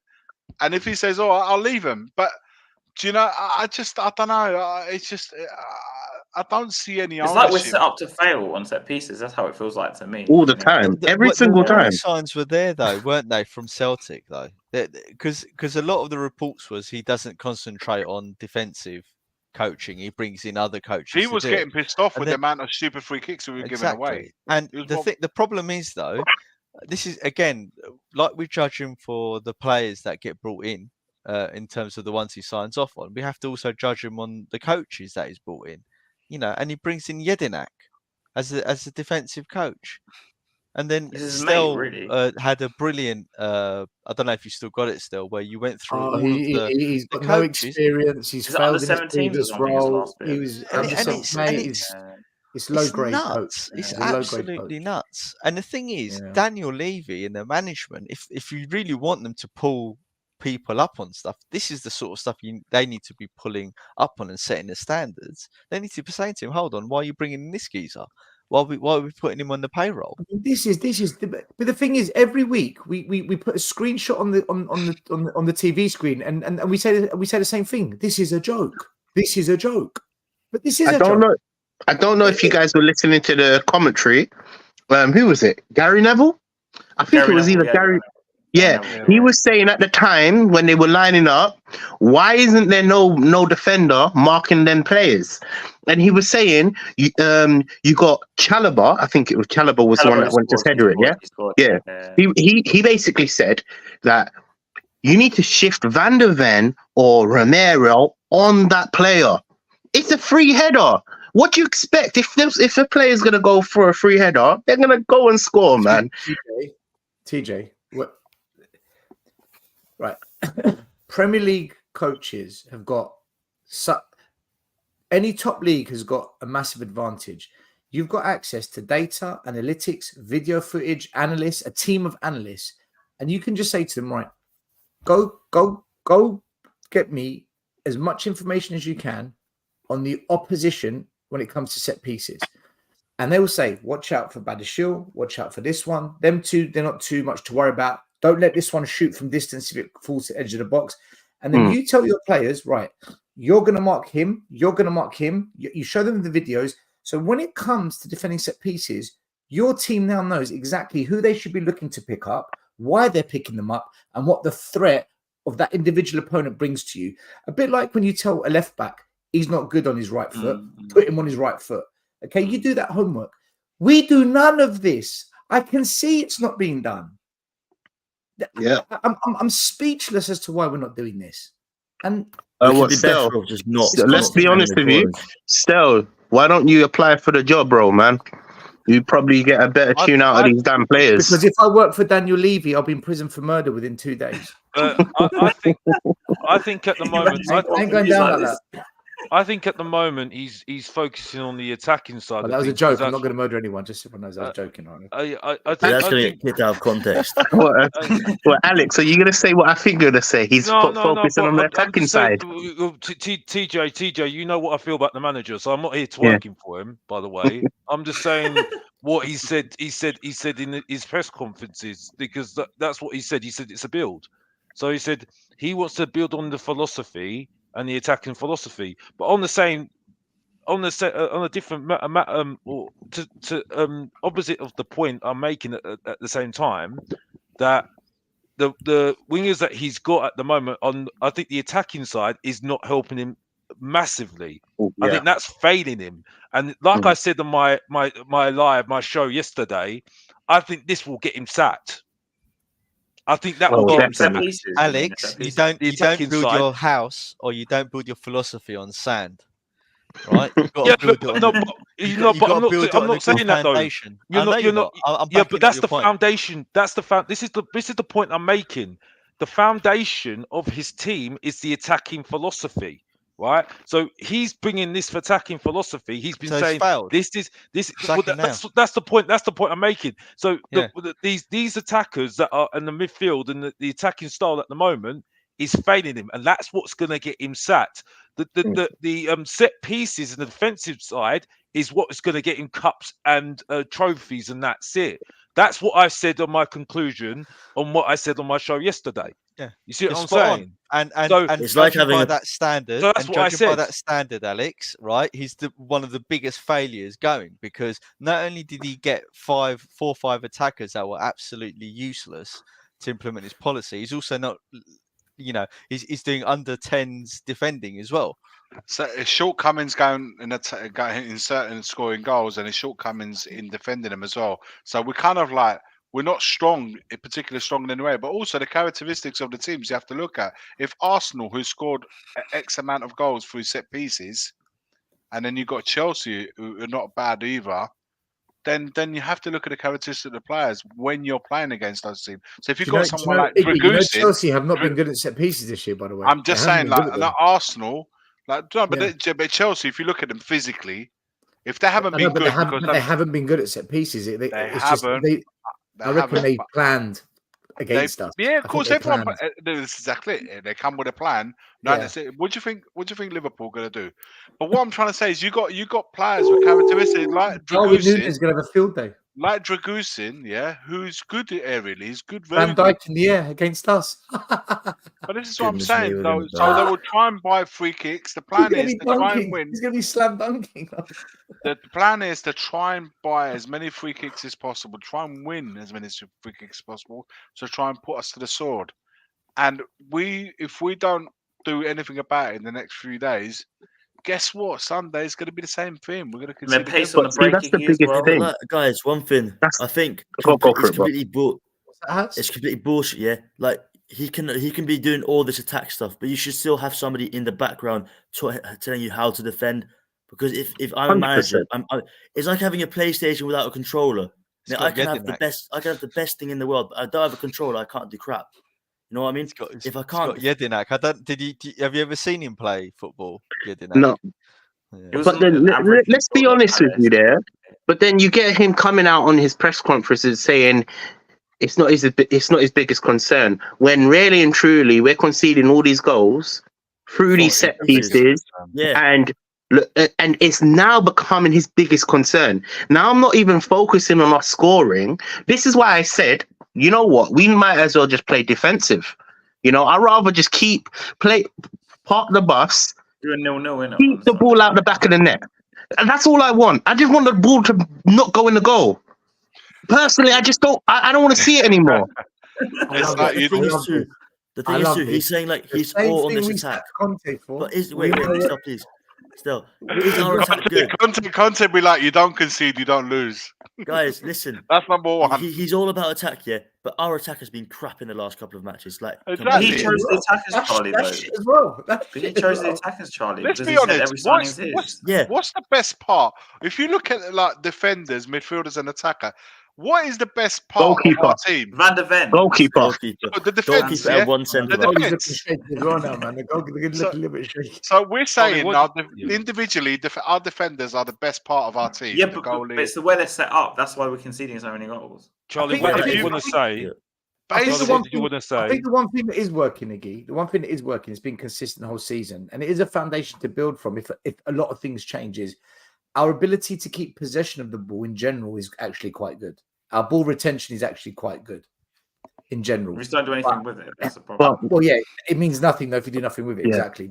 That's because Iggy asked, name one good thing. I'm like, ball possession. But what I don't understand is a big narrative at the start of the season that, and a lot of Spurs YouTube channels were saying this. So I don't know if you lot, I don't know who it was exactly, saying that the players bought into Ange's system very quickly, right? Now, 20 games later, everyone's saying, and Ange is saying, oh, the players don't know the system. So which one Cashed is it out. now? They cashed out. Yeah, which one is it? But you had Kulusevski after the Nottingham Forest game saying, you know, I love this type of football. You know, Yeah, exactly. And I wanted to play this. So we kind of when we hear our players say it, it makes us think it as well, though, doesn't it? I never believed that because I knew that was just absolute rubbish. Because you only need to wait another season, and then they don't like it, don't they? You know what I mean? This is exactly what we heard under Nuno, and look what happened there after 3 games. You know what I mean? You know, we heard all these stories after Mourinho. I was told at the start of the season, and now everyone's using it as an excuse. And Conte, like Richarlison's a perfect example. As we're laughing at Harry Kane after 10 games. Remember that one? They're not laughing at Harry Kane. Richarlison, you know what I mean? You know, Charlie, what did you want to say, bro? Because you were saying something, yeah. Sorry, Stella, but you was trying to say something. Yeah, I forgot. Oh my god, I zoned out for a minute. No, I don't know anymore, man. You can go on. Let me ask Adrian. Adrian, what do you think about this set pieces? Do you put this on Ange? Do you think it'll be fixed? Do you think it's just going to go? You know, Ange is being really ignorant about it. What's your take on it? I get like when like Chalobah scored today, right? I heard like Neville going on about, oh, why didn't Van der Ven come over and cover for it and all that, like. And to me, I just thought that was complete bollocks, right? We need height there. We had Porro there. Porro had a shit game today, as you know, as did Emerson, right? And we're playing what with inverted fullbacks? Well, they were taken off. You know what I mean? So I'm still getting my head around this system, to be honest with you, still. But Adrian, the set pieces in specific, what do you make of that? Like, what's your thinking on the Still, set you still piece? got to take me to Chick King. Don't forget that. It's a question of like, oh, Ryan's buying everyone Chick King. Ryan's buying if you everyone Chick King. concede, if you concede, you look crap. If you clear from it, you look okay, right? What I don't like is like when we're attacking, for example, in a set piece, right? I don't like all this central shit in the box, right? I don't like none of that, right? I think like, why haven't we got all our players? We've got a corner, for example, right? And we've got all our players like in the box, and there's people wrestling, and the defenders, and they're all nudging and needling our attackers. And I just think, this is total bollocks, right? Why haven't we got all of our players coming up for a corner on the outside of the box, the far side of the penalty area, so they're running into the area when we actually take the corner? Why aren't we doing that? It'd be more effective, right? I mean, I think it is like 1 in 33 corners are scored from a direct corner into a penalty area, right? You can Google it, guys, if in case I'm wrong, right? Do you blame the manager for this, and Adrian? What, defended them? Yeah. No, I blame the players. You're a coach still, right? I'm I not. blame the as a coach. I blame the manager. I've only been a fan of watching this club play for. Yeah, but you don't have to be a coach to know about football if you watch it week in, week out, right? The players are being told to zonal mark. Yeah, right. Right, that's an instruction. So if you blame the players, 1 minute. So if you blame the players, you're telling them to defy. 1 minute. So you're telling them to defy the manager's instruction. Right. If your opposition are doing something unusual that you haven't seen, right? Like Arsenal putting all the players on the far side of the box and all that, right? Well, that's quite a good tactic, isn't it? And then but Adrian, they only did it because they watched our defending from set pieces and they thought, you know what? They're all confused. Let's all stand on one side and run across. Right. So I'm not disagreeing with that, right? What I'm saying is you've got your players there. Where is then you're under threat of a goal. You could concede a possible goal, right? Right. So where is the players there? These are your defenders or midfielders in your box, right? Where is their intelligent awareness to realize how much of a threat this is, what you're doing about it, with the shuffle and all that, whether Vicario's being blocked off or not, and you put a player, which actually today, I see we had a player trying to push the player that was trying to get in the front of Vicario. So I seem they've taken that on board. Right. Well, Cucurella stopped. I think it was it Son trying to run back. Johnson, is that Johnson? Johnson. It was 22. Who's 22? Johnson. Johnson. Yeah. So Cucurella there. I'll be honest with you. I thought this was a foul personally. I thought Cucurella. Well, it was. Yeah, but you see, when the luck isn't with you, still, that's the way it goes. Now it wasn't an offside goal, right? When Chabala come in, it was a. He couldn't have headed it any better. Obviously, gone bang, and he's gone in, and Vicario couldn't do nothing about it. Let's be fair. It was a quality finish. Yeah, it was a quality finish. After that goal went in, Ange, usually a figure of calm on the touchline, was absolutely incensed when Spurs gave away the free kick. Still shaking his head as the game gets back underway. It's the 13th set-piece goal Spurs conceded in the league this season, and Ange was rattled, let's be honest about it. Do you think he was being a more animated manager, which we haven't seen because normally just stands there? Definitely. Or do you think because he genuinely was angry with them? Yeah. Or as Has said earlier, the pressure's getting to him? And because tonight in the press conference afterwards, because bit of both. Let me finish. Because also tonight in the press conference, he did a 3-minute post-match press conference. So it was only 3 minutes. I was seeing. Yeah, that's what I read on Sky. Is he losing his cool, guys? Is the reality of what is? Has he now realised these players are shit, and his tactic, he needs to adapt. But then you know what I said still whilst I was watching it and he was nodding off. I was like, "But mate, that's your fault. you told him to zonal mark. So why are you not telling him to go man for man? You could have probably stopped the goal." I was like, "Why are you annoyed now? You're the one who sets them up like this." Now, don't get me wrong, our players are not amazing, but the thing with set pieces for me, this is just my opinion, right? You can take it how you want it, but I think it's one of the simplest things to fix because that's something you can practice with any group of players to set up in a certain way and try and sort the problem out, or attacking wise or defensive wise. But obviously, I'm not a coach, so you can probably speak better than me about it. But I think it's one of the simple things to fix out of all the problems we have, personally. I've got one more thing, Adrian. It can't be the player's fault because let's say you're a teacher, yeah. Let's say I'm the manager. If you don't listen to me, why would I want to play you? Because I want to have people that listen to me. So if I say you have to zone or mark, and you don't zone or mark, Charlie, with respect, it is their fault. They're the ones on the pitch. They're the ones that concede the goals. But Now, who plays you can them? question, Who plays you them? can question the tactics and what the manager has said to them, right? But Andrew's not on the pitch when we conceded that first goal. I have to disagree with you. You know why? Because if you set up in a certain way, and you saw the screenshot that Stel put up on the screen, you could see 3 or 4 people away from all of our defenders. Come on, man. He's told these players to play like this. What can they do? Yeah, they're getting taught to play like this. It's not as if they're making this up. They're getting taught to play like this. Adrian, Charlie makes a really good point, right? He Yes, says, it is. No, it's a well, good no, point. hold It is a good point. on. His point. Listen, does anyone disagree with Charlie? If you're a player and your manager tells you to do something, you want to keep your starting position, so you're going to do what you're told, right? I agree. Yeah, you're right there, to be honest. No, that's a good point. That's a good point. I can't fault the point because they scored from the free kick and got the goal. So you can't fault that, right? So then you're agreeing with the question is like, who should be defending the far area, right? Porro is a short ass, right? He's not there. I don't agree with Neville that he should be the one to come across there.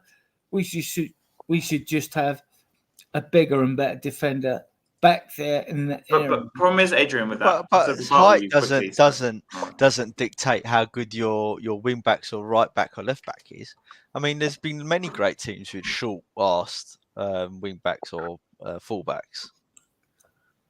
Yeah, but I don't agree, right? You're talking about you're under threat from a corner, free kick, and all.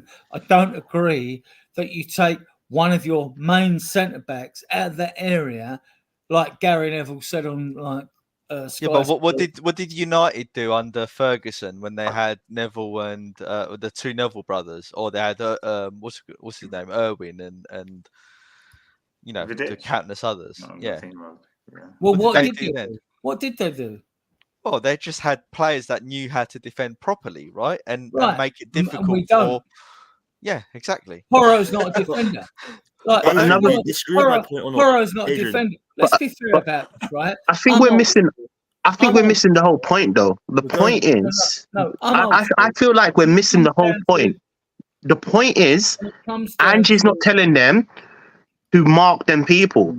It's clear that Poch told these guys to play this certain way. And if you saw it, there was 3 defenders. It's called I spoke to a coach earlier. It's an overload. He said overload something, innit? Whatever it's called. And look, I'm not a coach, innit? They overloaded that side. There was 3 big defenders directly on that side. And look where the ball went. Right to them big people. What your mate's telling you is an overload is basically when you outnumber the opposition. Of course, it's 2-1 anywhere over the. So if you've got 2 at the back, even if it's when you've got a low block with an overload, you try to get out the low block with an overload rather than just hoofing the ball and giving it away in midfield. Overload, get away at the overblock, progress up the field so you get to the final third. And the point I'm making, there was 3 big guys, nobody near them. It's all That's about because of zonal marking. See, the thing with zonal marking is you don't move into a zone to mark. That's not what zonal marking is. It's like zonal an area marking you is stand in, basically. Yeah, it's an area you're standing, and that's fixed. So if if you notice when we zonal mark, Van de Ven's always in the middle, Mm-mm. just in front of the penalty box line, right? It's not like, oh, there's two players over there. Let me go into that zone. Follow No, them, that's yeah. man marking because you're going to go mark a man. We don't have like a zone down there, a zone down there. Zonal marking is very compact. It's almost like here's the goal. We zone in front of the goal. There. The problem is that's always going to be free. That's going to be free, but you're not worried about it because. So still, would that be classed as an overload? TJ, but it's a case of we don't mind if we don't mark the zone over there because who's going to score ahead from there? But that's exactly what Chalobah did. He scored ahead from there, which is rare, but they scored it. So this is why I don't like zonal marking. It's got too many flaws in it, in my opinion. Yeah. But I think even if you put Fair in enough. another, I'm trying to make a point to Adrian. If you put another tall player, you say about Dragus in, it's not actually going to make a difference. They're all going to stick in a zone. Yeah. Okay, No. but Adrian, what's your stance on this the now? biggest problem has been, Adrian, right? what's your stance we, on this? we've relied too much on the fact that, like, when we had success early in the season, on like Get a other 15-minute teams answer, Charlie. making errors and making mistakes, we've capitalised them and scored goals. If you're a good attacking side, you make things happen and you score goals. But it still won't alleviate the problem of set pieces. And when we get to zone 14, which is basically the area in front of the penalty area, right? When we get there, most goals statistically are scored within about 30 seconds of you getting there. They're not when in the past, say under. Adrian, that's not quite true. Most goals are scored if the ball travels through zone 14. Well, they are, but they're not. They're not when you divot still. That's got nothing to do with set pieces, whether, like, we Adrian. didn't see it under Poch at Spurs when it came out to the right, and then the right fullback. Adrian, that's got nothing to do with this goal. This set piece. Zone 14's got nothing to do with this. Well, what I'm saying is we are too slow to make a killer pass or risk a killer pass when we are there. But then you can't blame the players then. Your statement was blaming the players. It's not the players, it's the manager. No, the manager's not on the pitch. But the manager has set up this way. The manager's set up this way, and in this way, he's allowed 3 players to be free. Well, that's my understanding. Look, again, I'm not a coach. Listen, all the coaches out there, correct me if I'm wrong. I was a coach. I'm not a coach. TJ's right. By the way, big up Mazzy's gone. But you're right. The same way we allowed 5 Arsenal players to be unmarked and then at the last minute run in, we allowed them to be free. That's what zonal marking does. You don't see the biggest issue with zonal marking is you don't know who you're going to mark until the last second.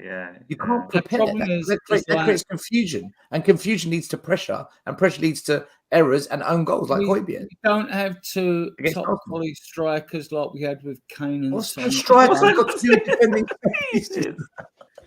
Where opposing defenders, you'd give them something more to worry about. No, but what I'm trying to say, the main issue was, you're missing the whole point. The main issue was there was no defenders in that area. And that's because Ange Pascoli tells them to. I'm gonna put it like, look, I'm not a coach. You're not a coach. I'm gonna put it coach proof. You're talking how about I saw it. There was no players in that area. So that's not down to the players. It's how they set up. Hold on, TJ. For what happened when we conceded a goal? Or are you talking about when we're going forward? From the free kick. Oh, right. When we conceded. Guys, I'm going to move it on. Wow. So we've gone 1-0 down. I think we've discussed it. Up the other end, just before half time, Romero had a header. He was slightly off balance. Some say he should have hit the target, but it just went wide. Romero heads wide. Do you think Romero could have done better with it, or do you think? I think he should have scored. Actually. Yeah. Because I think to be fair to him, like I said, I think he's becoming our striker right now, because I'd rather have him than Richarlison, definitely more than Timo Werner at the moment. 5 goals. Alex, 5 goals. Because I think he's our best defender. I think he's one of our top defenders that scored the most goals out of all the defenders in the Premier League. I think is that true or not? Is that true? Well, I think he could play as a number 6, but everybody gives me pelters for that. No, well, I actually agree with you there, Adrian, a little bit there, to be honest. But my point is that yeah, he should have done better, and and unfortunately, those sort of this is what I was getting fed up hearing about the derby, the Arsenal against Arsenal. We said, but we played really well, we worked really hard, but the fact is, we weren't clinical enough. That was the point. You know what I mean? You can have all the ball in your world, but if you don't do anything if you don't actually make any good chances and actually score your chances, it's pointless. You might as well just be a Brighton back in the day. Ironically, Alex, why we're trying is to our copy centre Brighton. back? Why is our centre back the one trying the on the end of most chances? It's You make a good point. I don't understand it myself, but the point is though, still he looks better than our strikers at the moment, and that is worrying. But it feels like he wants it more. It feels like he's the one that actually. Van der Ven scored his first goal a couple of weeks ago. Sorry to interrupt you, Charlie, but scored his goal a couple of weeks ago. He had the feelers out for another goal last game. He was on the ruled off for offside. You know what I mean? Our striker had the fewest touches on the pitch. Well, that's why the 13 touches. I mean, Savil's absolutely spot on. But you can't say anything bad about Heung-min Son. You can't say anything bad about Heung-min Son. But Richarlison, Alex, was the striker, and he was. Yeah, and I know. But this is the point. But then it's like we don't give any chances to these players. We need to give them a chance. So, like I said before, I don't want to hear the excuses anymore because we were defend. We said was it Vincent Janssen wasn't good enough for our club? Yeah, we said Llorente was not good enough for our club. They weren't, were they? We said said a lot of players were not good enough for our club. So why are we defending Richarlison then? Why are we defending Timo Werner then? I don't want to hear it. Sorry, Charlie. Back to you, Charlie, because I'm sorry to interrupt They're you. not good enough. They're not good enough. And what we get all this with Ange Ball, what we get is like, we're looking for players that got stamina, that got pace, that are versatile. Yeah, let's just hover over versatility for a minute, right? Saying Ange like players that are versatile over the front. The centre back is the striker. Is that what you're trying to compare it to? Really? I'm going to put Romero at goalkeeper next game, man. In my life, right? Now, Son, I know can play on the left. Adrian just cooks himself. Right? No, listen. I know he can play on the right. Remember at Wembley when he comes down the right wing, gives Diaz the slip, Luis the slip, scores that wonderful goal. Remember it late in Leicester away when he cuts him from the right. Adrian, that was like 3-4 years ago. Yeah, I know. Curls the ball in. No, what I'm saying is he can do that in two positions. No, that was 3-4 years ago. He can't do that anymore. I know that has, right? What I'm saying is like when they talk about like he wants to bring players that are versatile, is Son versatile enough to give you like 80 or 85% of his game time throughout a season as a number 9? He isn't. Right? He can't play with his back to goal. Right? That is not his strength at all.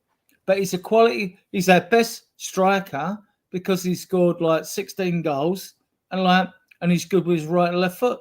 But you just told me he can't hold the ball up and he shouldn't be playing there. No, I didn't say that. I said he can't play with his back to goal. It doesn't mean to say that he can't hold the ball when he receives it. Well, look, it ended 1-0 at half-time. The half-time stats, possession was equal. Total shots, Chelsea had 8. We had 1. We were like awful. Passes-wise was pretty similar. Clear-cut chances, they had 2. We had 0. Or is this the end of the match? No, this is half-time. So the second half began. Spurs were actually on the front foot. We looked a bit better, more energy, more intense. Porro had a shot saved. The right back makes a run to the box and is found by Saar, but his shot from the tight angle parried away by the keeper. That was our first shot on target. 62nd minute. What an attacking Ange Ball team we are. And then madness. Triple Spurs change. Ange makes a triple sub. Maddison, Bentancur, and Højbjerg all come on. And he literally pulls off Saar and Basuma and our striker, Richarlison. I didn't understand why Richarlison came off. Well, maybe it's because of this. Yeah, but if the ball's not getting to him, But if the ball's not getting to him, is it really his Yeah, but if he fault? doesn't walk in a place where he can get the ball, it is his own fault. If he stands behind a defender the whole match, I mean, like, he could have. Go on, Charlie. Sorry. If My I'm issue is if I'm a Hey, striker, no, let Charlie finish. Let Charlie finish. if Go on, I'm a striker and I'm in the middle of the defenders, of course I'm not going to get the ball, so I'm going to have the fewest touches. Then he should get switched out because he has to be on top. He has to be on top of the game. He has to notice where everybody is. Looking at him But in the then match, Son only had 4 more touches than them. but Son didn't have an amazing game too. I mean, like, we're not saying Son had an amazing game. Nobody's saying he had an amazing game, but and just Maybe doesn't he's top thinking out. Son's got a better chance of scoring because he's got the top score in the club. Can I say this, Charlie? Though, can I say this, Charlie? I watched Richarlison all game on after he came on against Arsenal. He did absolutely nothing. Yeah, Exactly. and he didn't make any runs, and that's it. Then Well, he his did wind up the adversary- opposition. He wound them up, didn't his adversary, Havertz, I saw him making runs. I saw him trying to cause problems, and he caused problems all game. And he was the man of the match of the game. Yeah, it summed up with his game, right? Is that he put that ball after they got the ball back, Arsenal, and he put a ball right on the sixpence of Saka, and that was the second goal. Yeah, And but that it's was only- Havertz. And people Guys, thought he it was sounds bang weird, yeah, average. but My Timo- argument, Alex, was like, what I see first half, I thought up to the 35th minute when Romero had that header that he missed, which should have been scored, right? That the two players I thought that, like, out of our really poor performance were VDV and Basuma. And in the second half, I still thought Basuma. I actually see things from Basuma that I see from earlier in the season, where he's making themselves available and being in space to receive the ball and all that, and do what he does to break the press. And then, like, Ange took him off, and I thought, all right, I understand the substitutions. We're shit. We're total crap. But I just couldn't understand the Basuma substitution. Don't know what you guys thought, but that was just me. I don't think if he kept him on, it made a difference personally. But yeah, I think Højbjerg was rubbish as well, to be honest with you. Højbjerg When was he the came one on, when he came on, he made, I think I counted 4 passes. in the first Yeah, 4 misplaced passes in a row, or 3, 4 or 3, and he never got into the game. To be honest with you, TJ, do you know what I was? Do you know what I wanted to see? Right, I wanted to see us bring on Dragusin, take on Emerson Royal, go to 3 at the back. Bring on an extra midfielder and put Lo Celso as an attacking mid with Maddison. So 2 attacking mids, 3 at the back. Be a bit more adventurous. We're more solid at the back with 3 proper centre backs than Chicken Royal, who's getting rinsed in the game. And then just say, do you know what? Go for it. And keep Richie on as well, and Son. But in the end, he just literally can change the entire midfield. he doesn't change the formation ever. Still, it's just always the same shit every game. But he changed the entire midfield. And I felt if there's one player that deserved the chance to come on and try and change it a bit, it was Lo Celso. And like we mugged him off. See you later, Alex. We completely just See you later, bro. Yeah, see that, Alex. We say that with Ange Ball. Nobody says, oh, yeah, Ange Ball, yeah? Yet we take Porro off, right? Where's that inverted fullback gone? Emerson, what happened there? Yeah, but fullback? at that point when he's the done, inverted fullback wasn't working though. So who cares? Scrap it. It's not working. Well, I thought he was a manager who's like just sticks to his system no matter what. You know what I mean? Yeah, no, that's the. But we're saying that's his weakness. But look, one shot, clear cut chances 0. The system was not working. Like No, the it players hasn't weren't been working on working. the day. It didn't. It was shit. It hasn't been working for weeks, man. We Let's need to be change honest. it for something. Last time it worked was It's been months. Well, it ain't going to work against Liverpool on Sunday, is it? So Well, he it's made the another subs. Look, he made the subs, and then 10 minutes later, Chelsea got a free kick. It was a great And free it kick, was a actually. sensational strike from Palmer. It should have He been a left goal. Barra for dead. Mate, it was listen.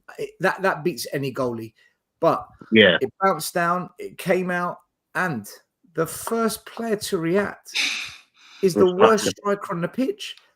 How are we not reacting? Let's Where's give the second Jackson the ball? benefit of the doubt. That header was a world-class header. Like the way I'm going to put my hands up. The way he made it look managed to get easy. up. He made it look easy. Yeah. Yeah. I agree. I have to give him credit where credit. Having said that, right? It was a good header, man. Around, right? The ball could go anywhere. You know when your luck's out, right? The ball could fucking go anywhere. But knowing Spurs' poxy luck recently, what happens? Two of their players collide, Son and Højbjerg. But then, and they get a fucking free header in there. Adrian, they're both poxy luck. They're both supposed to be leaders on the pitch, right? Everyone says Højbjerg's the most vocal.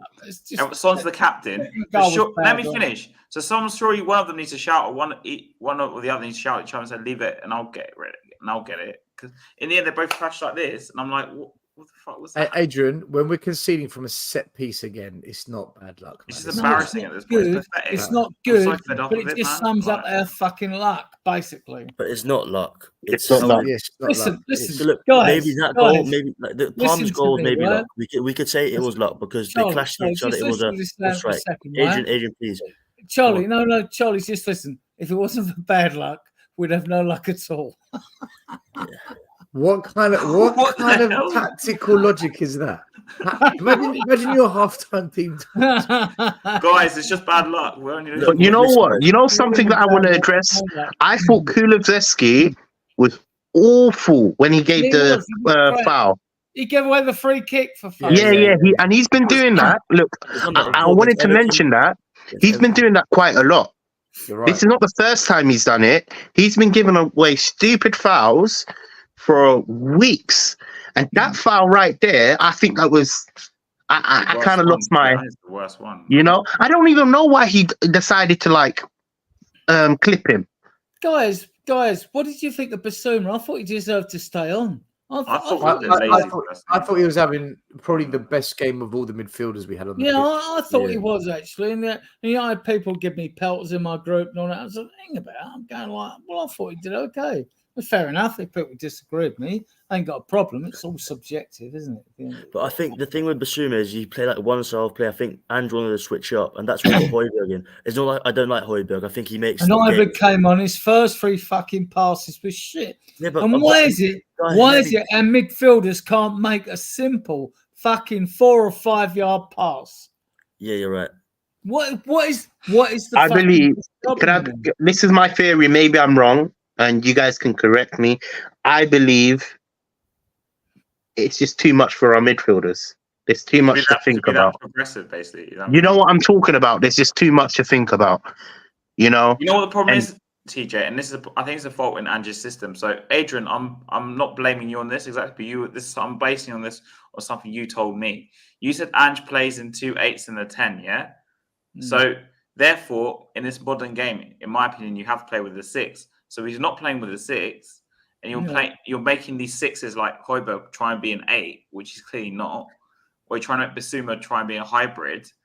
This is where we mess up every bloody time. This is why we can't defend. This is probably why we can't progress the ball, because you ask players you can't progress to progress, and ask players to progress. He has played with a 6, 8, and 10. He has played with 2 8s and a 10. This is what you told me. That's what I'm saying. There's a problem. He has actually played. Adrian, 1 second. I want Charlie to finish his point because you're talking and we all. Sorry, Charlie. Sorry. Right, Charlie, finish your point. Now, what I was basically saying, yeah, with assuming you play one style of play, I think he wanted to switch up. I'm not saying Højbjerg is good because every time he does go in the game, it feels like he does risky passes or galore. I feel like he throws the game like twice. He has like 2 moments a game that he like nearly throws the game away. So I'm not in for him. But I say that's why we need to get a 6, like Paulinho or something. You know what I mean?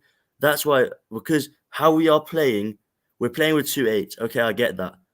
But if we just get a 6 that can play progressive balls and doesn't have to go all the way up the pitch, just a bit more defensive, so our defense is more stable. That's what we need. Okay. You guys see how well Romero played, right? Recently. Now, I've said it for a couple of seasons. We didn't have Romero in the midfield. Yeah. That's what he's going to say, innit? Look, I'm saying not as like a full-time position. I mean, to Adrian's point, as a temporary or experimental position. But then I think you'll play him there, Adrian. I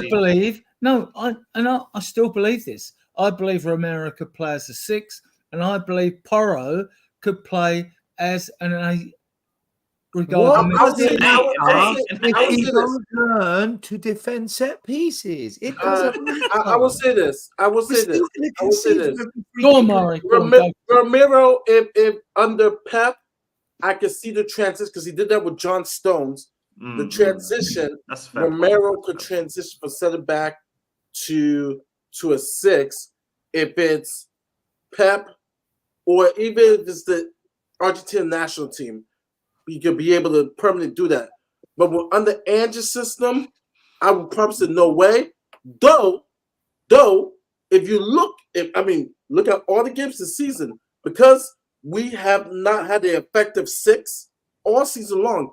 Romero has been de facto playing in the 6. Watch the games. I mean, he's it. He's it. So he's doing 2 roles this year, and that's a problem. And so he's a striker as well. If we could get maybe Dragon's get a game. Then literally, I said that the other day. He was playing the 6, the 8, the 9. Murray, how does that help us when we are 16th on 6 pieces in the Premier League out of 20 teams? Oh, I agree with you, and that's well. Still, hang on. It doesn't mean he doesn't drop back into a back 3 and help when we have to defend set pieces. Say if you got Romero's in the set piece lineup. Hold on. If you got DVD and he's still zonally marking though. If you're not listening, there's no point. If he's you've got part of the team, and you got Dragerson as your 2 centre backs, but Adrian is still going to mark zonally. Hold on. In Italy, when Romero played in the back 3, this is Spurs revenge in the Premier League. He would. Well, it's no point me talking if you're not listening, right? But you're telling me things that don't exist. Talk to me about this. Right? Talk to me about this. Midfield. To me, Romero's got it all. He's got it all, in my opinion. I think he's a fantastic player. No, Adrian. I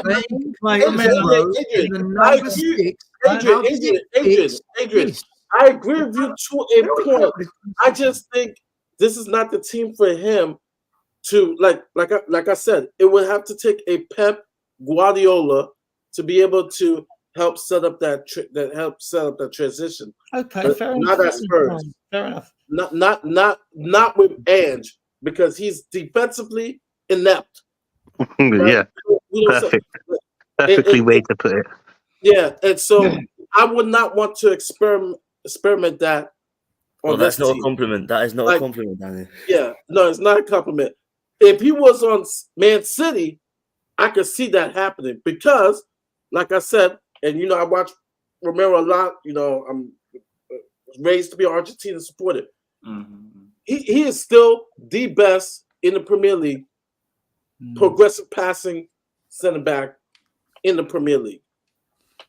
Yeah, but it goes back down to what Stel just said. It doesn't matter if he plays in the 8. It doesn't matter if he plays in strike. It doesn't matter if he plays in goal. It doesn't even matter if he sits in the stands. If set pieces are still the problem, we're still conceding them. Come on, let's be honest with you. Almost a third of our goals. Our set pieces are horrible. We had a good one with Conte last season. I mean, it's a complete 180. This year, we're garbage, and Man City is all started with Man City. But that comes because we're doing a new style of marking. We're doing zonal marking. If you we got could have Romero the 8 tallest players in the world. We could still have the 8 tallest players in the world. But they're still your centre backs. You got your doggy. Charlie, speak. We can have the 8 tall. There's always going to be a gap behind us because how we are marking. If there's a fast player, he's always going to have a space. There's always going to be a space in between. It doesn't matter how many tall players we have. It's on the zonal marking. Seriously, we could have Jaragusin, Van der Ven. We could have Johnston. All these players. It does not make a difference. I've got a question. Wait, this is just a general question. Go on. I know we're talking about zonal marking, but can that zone get moved to the left and the right? No, it's like a zone on the pitch. I think. I don't think it works. Right. Because for what I was trying to say in that free kick, obviously, them 3 defenders were free. Can that zone get moved to the right? No, they ain't a zone anymore. Then you're just right. TJ, I don't quite know how it works. You can move all the zonal marking. Wait, I can't hear. I can't hear. Sorry, Yeah. I've dealt with it. Yeah. You can move all the zonal marking. You can shift it across. Right. The problem is that has to be pre-planned. So when you zonal mark, the players know what zone they're marking. So if you see the opposition, so if you move to the opposition, sorry, if you set up to mark over here, but the players move over there, well, now what zones do you mark? Because Oh you've yeah, been told yeah. Of course, makes sense. It makes sense. Yeah. that's Cool. why man-to-man marking works, because you just go wherever the man goes. But when you zonal mark, it's like, this is my zone. I'm not leaving it. Yeah, you're right, man. Until he changes that whole thing, they're going to be conceding a lot more goals. Right. Let's be honest with you. There are 18 zones on a football pitch, right? From your goal line up to the forward area of the pitch to the opponent's area, right? So you've got 3 zones are actually in your penalty area, right? 1 in the penalty box and two other zones, right? up to the forward end of the pitch. Now, in front of your opponent's penalty box, that is zone 14, where most of the action should take place, right? But if you're defending that area, it's not zone 14 because you're reversing the whole situation. That is zone 5, right? But in zone 14, when you get to zone 14, it is proven statistically that if you move the ball quickly, not like, when you see us faff about on the right wing, move the ball over the left wing, come back over to the right wing, move the ball over the left wing. And all that fucking around the penalty area, right? Right. The longer you take, statistically, the less chance you have of scoring a goal. So basically, No, but we're talking about the free kick. So we don't even have the ball. They have the ball. The question I pose: can we move the zones? But I've got my answer. It's all good, bro. It's all good. Okay. Oh, zone 14, we're like in lockdown now. Goodness me, we've got all All I these gotta zones. say is now, everybody come out the woodworks. Driving home, I'm listening to the show, but also I took a peek at some of the other shows, and everybody seems upset. Everybody seems upset. Okay. About things that we've been saying for weeks, for months, that we've been saying about this team, and now it's. I will say this. That Liverpool performance, if we get pumped by Liverpool, it's woo. Mari, I think if we lose, if we just lose, if it's 1-0, 2-0, I think people are going to get angry now because that's 4 in a row.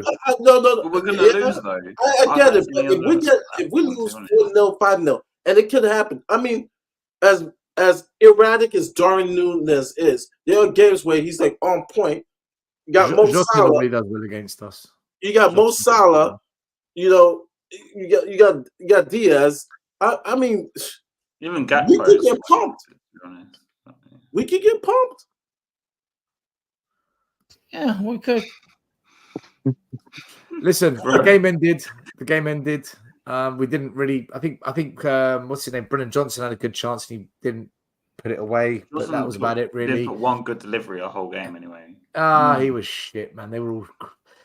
Look, we ended up with more possession, but this is typical of Spurs. 62% possession standard. We ended up having more shots. We didn't have as many on target. We had a lot more passes. But again, this is the key stat that comes up all the time. The opposition had more clear-cut chances. The XG always seems higher for the opposition. Look, in fairness, we lost. We deserved to lose. But look, guys, we go on to the Liverpool game. Does anyone even? Look, I'm not trying to put it down on everything because there are some games to go. But does anyone care about the season anymore? Have we all checked out? Because I just feel like I just want to lose to Man City. I'm checked out. Yeah, I'm just watching for content. Like I was laughing watching the game. Like when I don't get mad or upset, today, aren't we, TJ? that means I'm checked out. I'm checked out. That's gonna be I'm ready for Copa America and the Euros. I'm ready. And you know what? You know what frustrates me? There's so many fans that still think it's gonna work. It just I don't understand. It can work, but not with these players and these defensive tactics. Those two things have to change. We need some defensive tactics at least. Well, that's what I Not mean. none. We need, Yeah. Listen, guys, I'll go around quickly. Have your last say, and then I'm going to end the stream, Dave, because it's always been 4 hours. Some of us have got work tomorrow, believe it or not. I've got to get up and It's been an epic stream. Tell you. Look, he comes right at the end. Big up to you guys. Where have you You're all well-intentioned Spurs fans, so big up. Cuba says we struggled in zone 14 and even one in the opponent's box or area 51. Area 51. Very good. Mari, have the final. Let's have our final say, and I'm going to wrap up the show. We'll be back, by the way, tomorrow, Friday, 5 p.m. Preview show with Matt and whoever else wants to come on. We'll be looking forward to the Liverpool. No, we won't be looking forward to. We'll be talking about the Liverpool Spurs game coming up and today's events as well. Mari, your final say, my man. My final say, yeah, big up. Yeah, the playoffs are starting. The Mexican League, Liga MX. Yeah. Watching that. Cruz Azul, come on, Cruz Azul or Pumas. Honestly, I've already said what I've said. I'm checked out. This team is not good enough. We don't have the quality. We just don't. And fast forward into the summer, the rumors of who we link to, it's not good enough. I like Eze. I would like to have him, but I don't like Gallagher. I don't like Lloyd Kelly. I don't like the rest of people we're linked with, and so it's just it's But to me, with the Gallagher link, Maury, now after what Adrian said about he wants to play 2 8s with a 10, it kind of proves the point that he does want Gallagher because Gallagher's more of an 8 than I don't think he's number 6. Yeah, But I don't rate Gallagher. Well, that's the whole issue, though. That's the No, it won't problem. because we need a number 6. Yeah. Really. Yeah. And so I'd rather play Porras, we mate. need a solid beast to protect our center backs if we're going to continue to play this high line. And so for me, I'm just checked out. I'm just done. I'm ready for the season to be done. The only thing I want to see, is Man City win the league so I can laugh at Arsenal fans. But other than that, I can give a fuck about the rest of the season. I'm checked out. I'm done. Mari doesn't give a mofo. Adrian, what about yourself? 3 games Yeah, to go. I'm You checked out, or are you looking forward to top it? 4's out of it now. Let's be realistic. I think 3 points will get us 5th or 6th Europa League football because Man United have to play Newcastle at home, and whether they draw or one of those teams wins, it suits us. So I think we'll be fine at that in that respect. My look really has been in before this game is like the summer transfer window. What we do, that would be revealing, and it'll be whether whether our angst is increased after what we don't do in that transfer window regards getting rid of what I think we should be 13 players, which we're not going to get rid of in that window, and bringing at least, if we're going to have a real good season next season, at least 4 quality players. So we'll see. We'll see. Casper. I think we're going to have to Charlie first. Okay. I kind of fed up with conceding the same kind of goals every week. I'm sure we'll concede another set piece on a Sunday. Probably Trent Alexander-Arnold assist to like Van Dijk or Nunez or something like that. Until we fix this issue, this project or process, or whatever bloody word everyone wants to use nowadays, will not succeed. So you can forget that. If Werner signs some Ange out like everyone else, we won't win a title with these players. I think it's delusional. We keep saying that we think we're going to win a title next season. And you can find me at Hasper TV, and I'll be with TJ tomorrow, Friday, 7:00 with Happy Feet Harry, previewing the Liverpool game. I gave him that name. And Andrian, you know what? Yeah, yeah. I'm gonna start calling you Happy Feet Andrian. Trust me. See, if we carry on streaming, trust me, you're gonna get that name as well. Who? Happy for Adrian. That's what he's saying. Happy Feet Adrian. Happy Feet Adrian. Oh, how sweet. How sweet, mate. But yeah, so you'll find me and TJ on Spurs Kings TV tomorrow. And I'll call you Happy Clapper TJ. Yeah, okay. Yeah, Happy Clapper TJ. Happy Clapper TJ. Yeah. Happy feet, happy clapper. Well, I might as well days. reciprocate. You know. Happy Days TV. Happy Days TV. God has finished. We Yeah, did, so you finish yeah. has. Sorry, Yeah, I'm done. Yeah, back to Houston. I'm done. but to be on Happy Clapper TJ. What about you? What about you? Listen, I'm drained, man. I'm not gonna lie to you. I'm just drained. I've already signed off. Let's be honest with you. The season's a write-off, and what can we say? We got Liverpool, the big dogs. Like it's like it is what it is, isn't it? And until he changes his zonal marking, it's gonna be the same shit, different day, innit? But like Has said, I'm streaming tomorrow. Man, I've been streaming every single day. This team is just this team is wasting my time, you know. Like I'm gonna by the time I get to 50, 60, bro. I hope we win I hope we win a title. That's what I hope. Well, that's not 37 years. We're all going to be like Adrian in our bathrobes, sitting here just trying to. And you'll be like, yeah. So also subscribe to my channel, Spursy Talks, and subscribe to Spurs Kings TV as well.